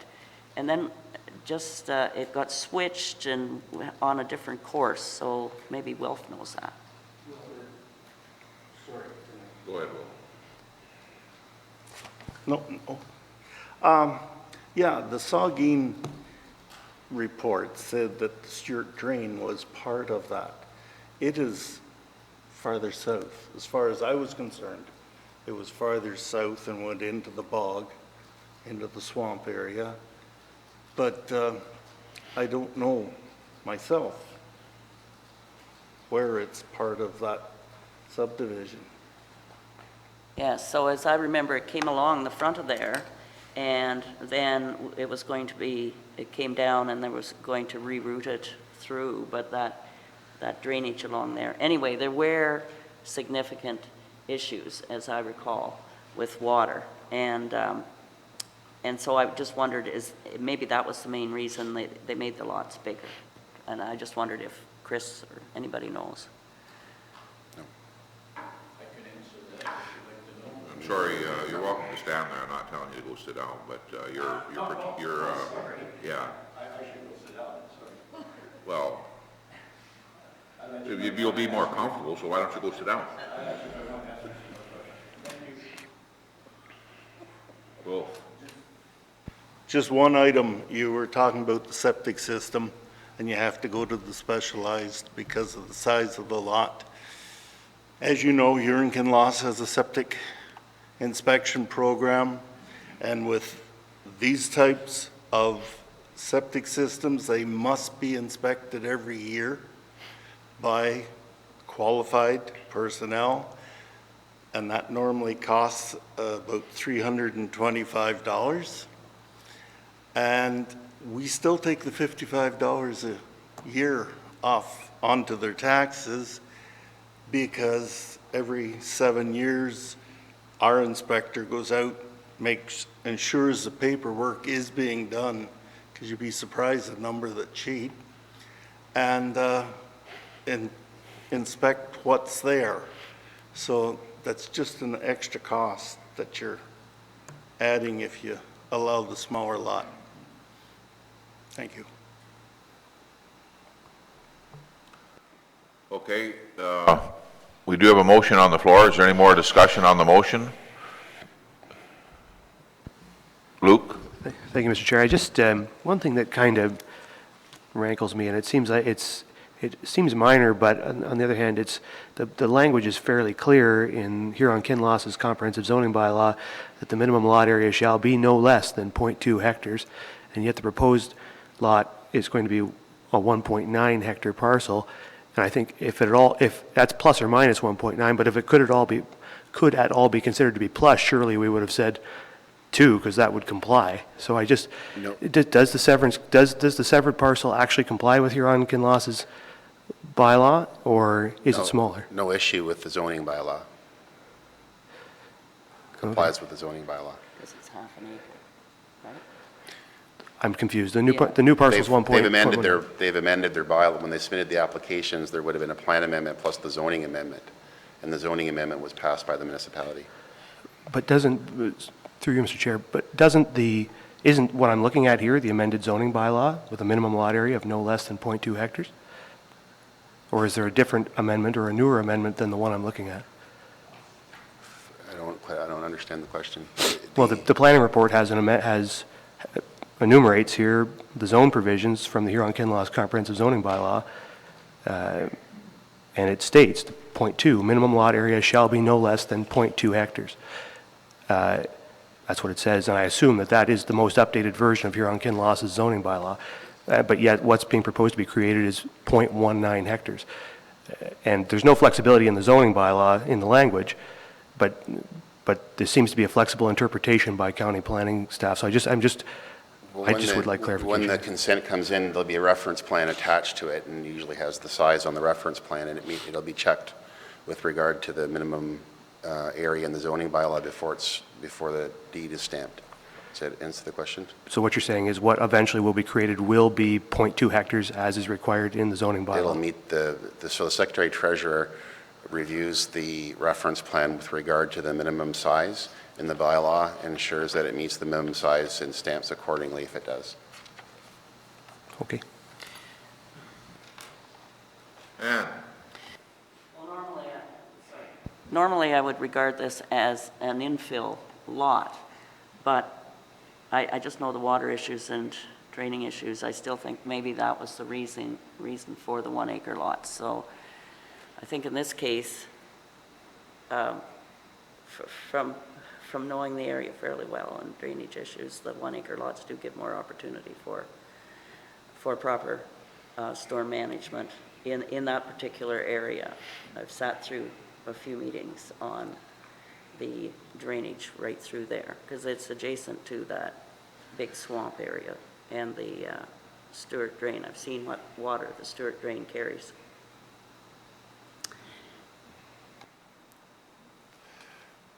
Thank you for that. So I'll read the recommendation again, that the Bruce County consent application B-721116 be refused. That's what's been moved and seconded. Is there any other discussion on the motion?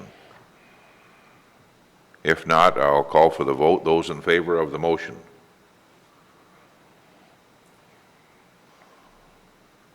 Oh, I'm going to ask again, and I'm pretty sure those in favor of the motion?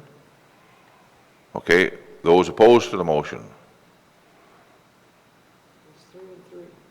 Wilford, are you voting? No. Oh, sorry. It's a tie. Using this is going to be accepted? No, the recommendation is to reject. To refuse. Yes, so it's now 3-3. Thank you. I thought you said accept. Well, you haven't voted either, Mr. No, I haven't voted yet either, so I was, we're going to get Wilford to vote and let me out of the hook. How do you want to handle this? Wilford didn't vote when the vote was being taken, and... Through you, Mr. Chair, I would recommend doing the vote again. I don't know if Yeah, anyone... okay, so here we go again.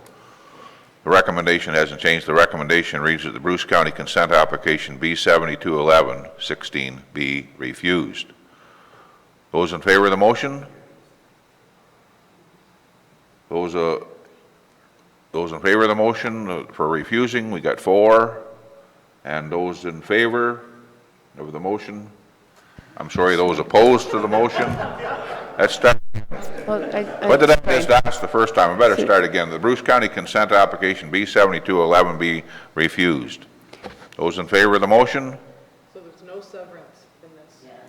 There's no severance in this vote? That's right. Okay.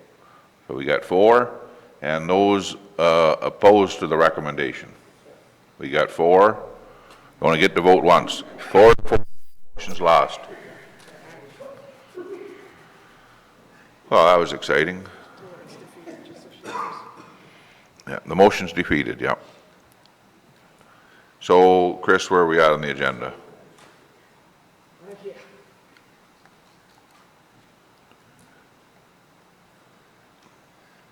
Item 5A. Information items 5. Yep.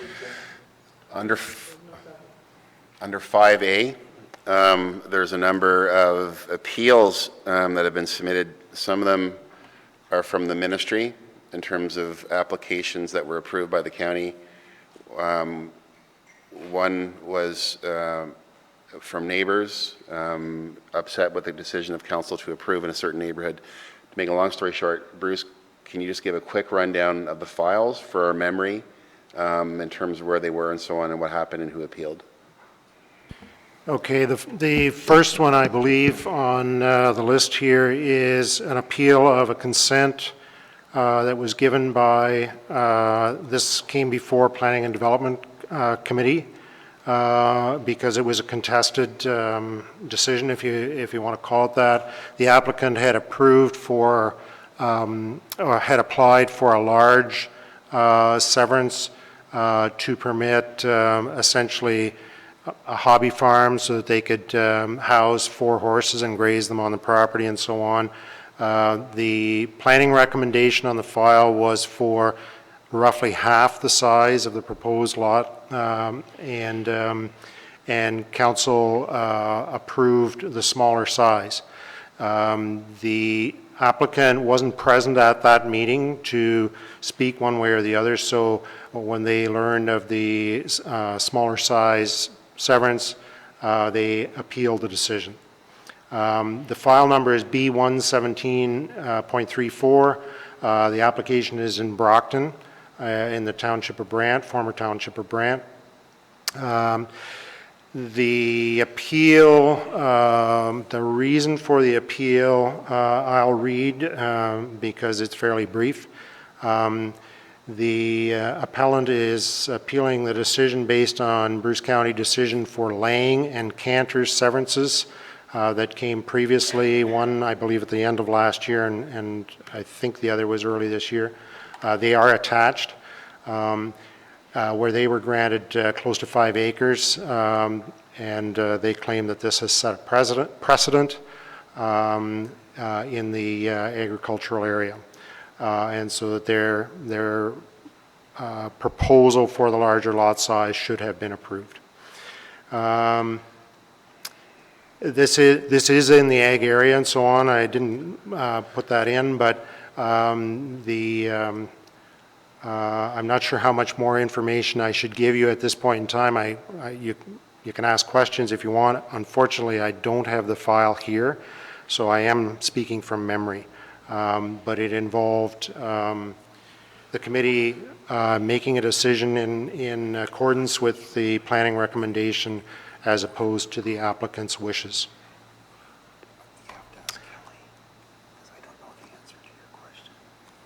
Mr. Chair, will there be questions on each, or should I just proceed?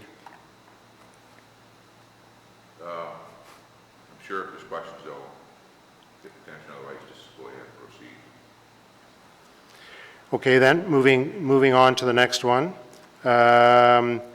Actually, just finishing up on the previous one, the Lang severance that the appellant has referred to is attached, or at least the committee report is attached there for you to see what they're referring to in their appeal, as well as the Cantor's, not the Cantor's, well, both decisions are here actually as well, but the Lang and then the other was Cantor's. Each of these agricultural severances has its own unique situations. Sometimes when there are long laneways, we have a preference, or at least the planning department has a preference, to make a flag-shaped lot so that we preserve as much farmland as possible. In the Lang situation, there was an area of land that was a fairly steep slope. Certainly wasn't being farmed and wouldn't be easily farmed, and it was included with the severed lot as well in that particular case, which made those lots relatively large. This situation, there clearly was cropped land that was proposed to be taken out of agricultural use for the larger lot. So now, moving on to the next. If I can get there.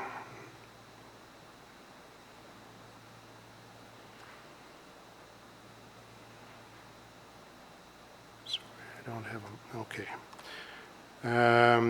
This again was an appeal of a severance, a consent, or at least part of it was. This was the appeal by Mr. Jameson of a lot in I believe Southampton, yes, in Southampton, where the proposal was to create an infill lot, and there was a movement of a building involved in this one. And there was a joint application with this application, which was a minor variance to allow for reduced setbacks on the property. Both the minor variance and, let me make sure of that. Mr. Jameson appealed the minor variance, which would have facilitated the severance by reducing setbacks on the property to accommodate the building that was being moved. There was, this I believe was at the April 20th meeting, and the appellant was represented by legal at that, and the individual spoke, a young woman spoke in favor of the application as the appellant's agent, just to help you remember that particular file. Again, that was an infill situation, and relief was sought to accommodate the smaller lot area, or at least the shape of the lot and the existing building. The next one, again, is a consent. This one also was the consent or the severance was to create, divide a lot in the town of Saugeen Shores, Port Elgin, geographic Port Elgin, was to essentially split an existing lot in a neighborhood to allow for a semi-detached dwelling and then a future severance so that each unit of the semi-detached could be on its own lot.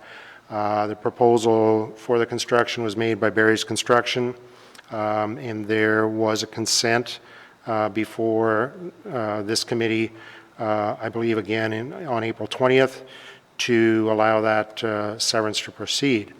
The application, there was a joint application involved in this one to allow the semi, which was a zoning amendment that would have allowed for the semi-detached structure on the property, and then the future severance of those two units onto separate lots.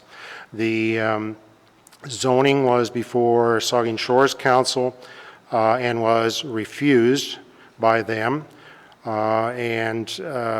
When we wrote the decision for the consent, it was set up so that there was a condition that required approval of the zoning bylaw amendment, because we were aware that the zoning had been appealed to the municipal board, and so that would be decided at the OMB. And if the OMB chose to approve the zoning, then the condition in the consent would allow the consent to be upheld and be finally approved. One of the neighbors appealed the consent, and so those applications are both before the board, the zoning and the severance application related to that particular development of the semi-detached.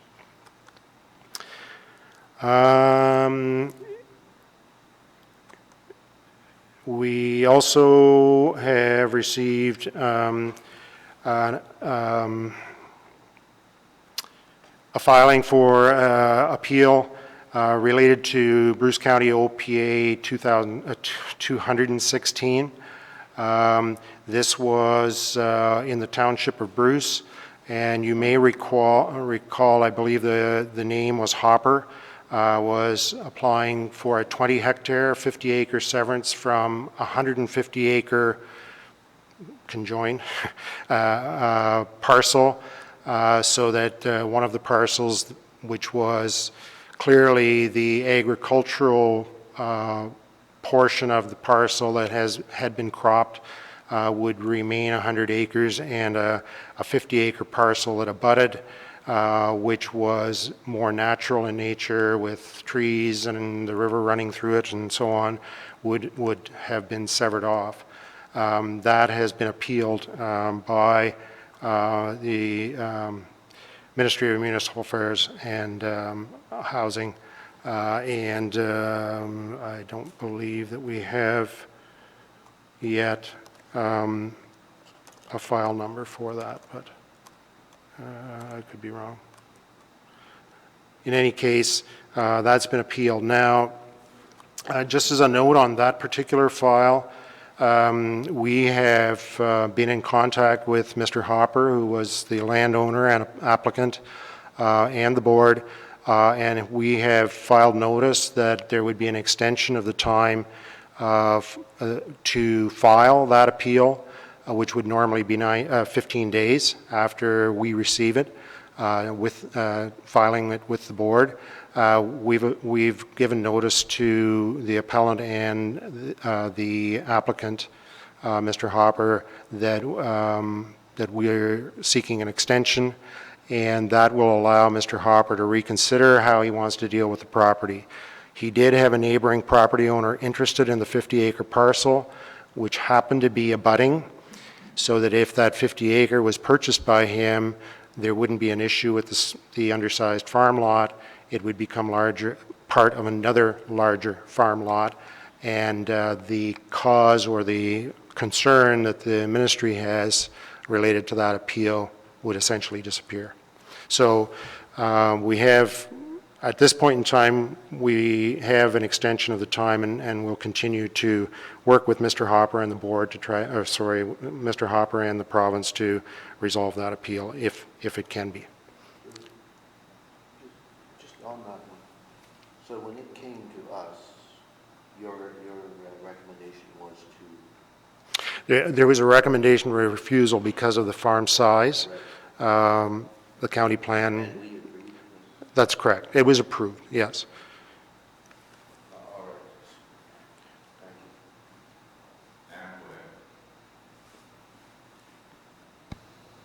Yes, so it's just a, the back half was just mainly bush and not too farmable. So, and it met the size requirements. There's still 100 acres left to farm.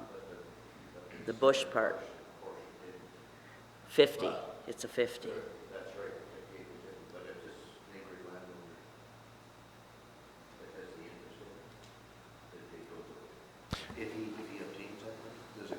In our opinion, it does.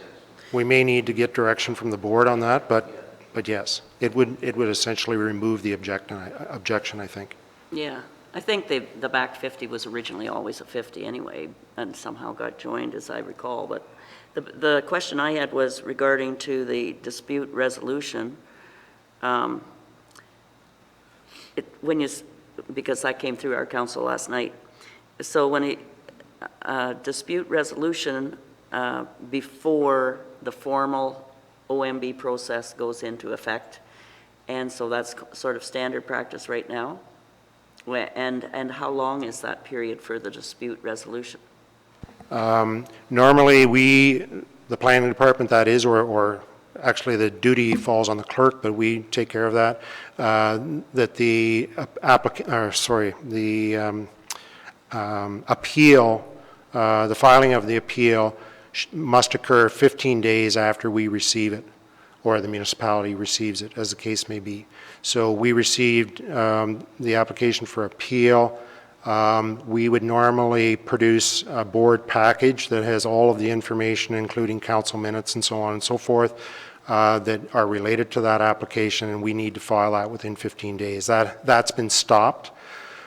This is a new provision in the Planning Act that just came into force in January, I guess, this year, that allows for the extension of that period. The advantage of that is that it doesn't require filing with the board, so the applicant or the appellant wouldn't have to pay the $300 necessarily, or at least the check wouldn't be cashed, and it allows an additional 60 days, so it goes up to 75 days before the filing has to occur. If there's no agreement on a resolution within that 55 days, obviously it goes back to the board, and we would have to file the appeal as we would normally after 15 days. but it provides that extra time and opportunity for a resolution locally. I just had one more question. So does the fact that it's not really farmable land make any difference? Or the fact that, if I remember correctly, I think that was the severance, that it originally was 50 acres for years anyway. And I just wondered if that makes any difference. Well, I can't speak for the province, but it's my feeling that in the eyes of the province, it makes no difference. It's designated as agricultural land, and the soil type and so on is supported, that it's class 1 to 3 soil, and some of the other circumstances are not necessarily considered in that. Now, there may have been, and there could quite possibly be, some rural lands within that area, especially around the creek and floodplain and things like that. I don't know. But the way that we define it in our official plan, there really isn't any flexibility there. So we base our recommendation on our plan policies and the provincial policy statement, and there didn't seem to be any flexibility available. The farm size is minimum farm size is established at 100 acres, and this was only 50. So, however, and from the appeal coming from the province, it appears that they concur with that position. Oh, thanks. I know you have to follow the policies and procedures, but I don't think there's too many farmers would jump to farm that or crop it. Anyway, considering what it looks like. But I just wanted to know what the chances were. They're pretty firm in their policies, eh? They usually send in, someone, they have a solicitor and planner and so on that will argue their case, certainly. I think on behalf of the holders, the property owner, perhaps a resolution is the best avenue to pursue in this case, because to defend that position, it may cost the individual a significant amount of money that may end in nothing. Kelly, were you commenting on this particular one? Okay, going back to the first appeal, the O'Hagan and Cassidy. Any opportunity to negotiate a larger area of land that is severed for those folks? They're quite concerned that the smaller portion that was allowed isn't big enough, obviously. Is there an opportunity for us to negotiate with them while it's been appealed so that it can be settled before UMB? In that particular case, there wasn't any movement made by either the appellant or the landowner that was severing the land. And so that one actually was filed yesterday with the board. However, there still is room for a mediated settlement as opposed to a hearing. And so, I mean, there's no reason that there can't be work done to try to find a resolution, but that one has been filed with the board now, and so the board has taken control of it. Does that mediation process take place? Do they notify the applicant? The board has control of it, but if we were to see an eagerness on the part of the appellant and the property owner, we could possibly look at a minutes of settlement or an agreement essentially between the two that could be taken to the board to resolve it, which would substantially reduce cost and time and delay if we could get that. But that's sort of speculative at this point, whether that could occur.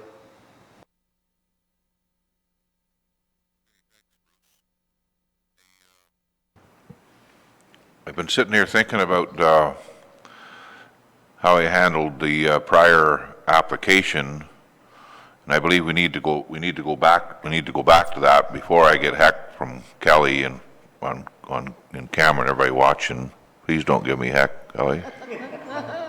Because in my opinion, here's what happened. The recommendation was that the Bruce County consent application B7211-16 be refused. That was the motion, and that motion was defeated. By a 4-4 vote, that motion was defeated. So it means to me, we should be looking at bringing in a motion to approve it. Otherwise, if it just sits there. So when it's refused, does that automatically mean it's approved? And I guess in the past, we've brought it, when something was defeated, we've brought a motion in of the opposite nature. And I guess we heard from Chris earlier on, and we scroll down a little bit on that application. It was suggested by the planning department that if we refused that we'd approve it, but establish some conditions in the decision, and the conditions that Chris was alluding to was in the package in items 10 and 11, that the owner enter into an agreement with the Township of Huron-Kinloss as per section 5126 of the Planning Act as amended. The agreement shall require a treatment unit to be used for section 8.6.2.2, et cetera, and that the other one, Chris, number 11, was that a lot grading and drainage plan be approved. So, Kelly, wrong track again, or will you please comment? Through you, Mr. Chair, your approach taken is very good. I do wonder if the committee wanted to also respond by way of the recommendation on the request for changing of the lot configuration that came forward through the delegation. If not, it should probably state that. Chris, any comment on that? I don't recommend to the committee that they modify the lot configuration as proposed.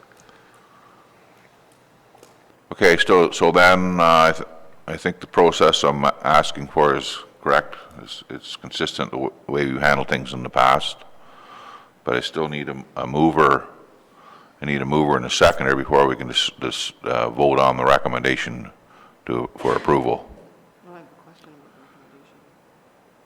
Okay, let's get it. Can I get it on the floor, and then we'll get questions? Milt's moving it. You got a question or seconding it? You're seconding the motion? Yeah. Yeah. Okay, we got a mover and a second, and now it's on the floor for discussion. Write it down next time. Yeah. Okay, so now we're moving to approve this with conditions. Yes.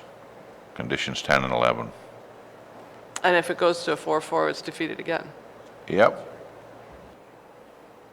And then I'm going to turn it over to Kelly.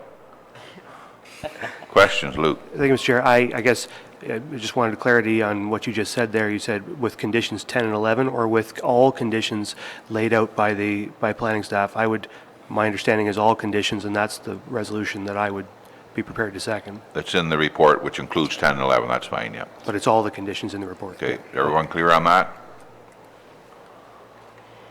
Any other discussion on the motion? All those in favor of the motion? Hands up. Those opposed? Motion's carried. Well, I'm glad that didn't turn out 4-4.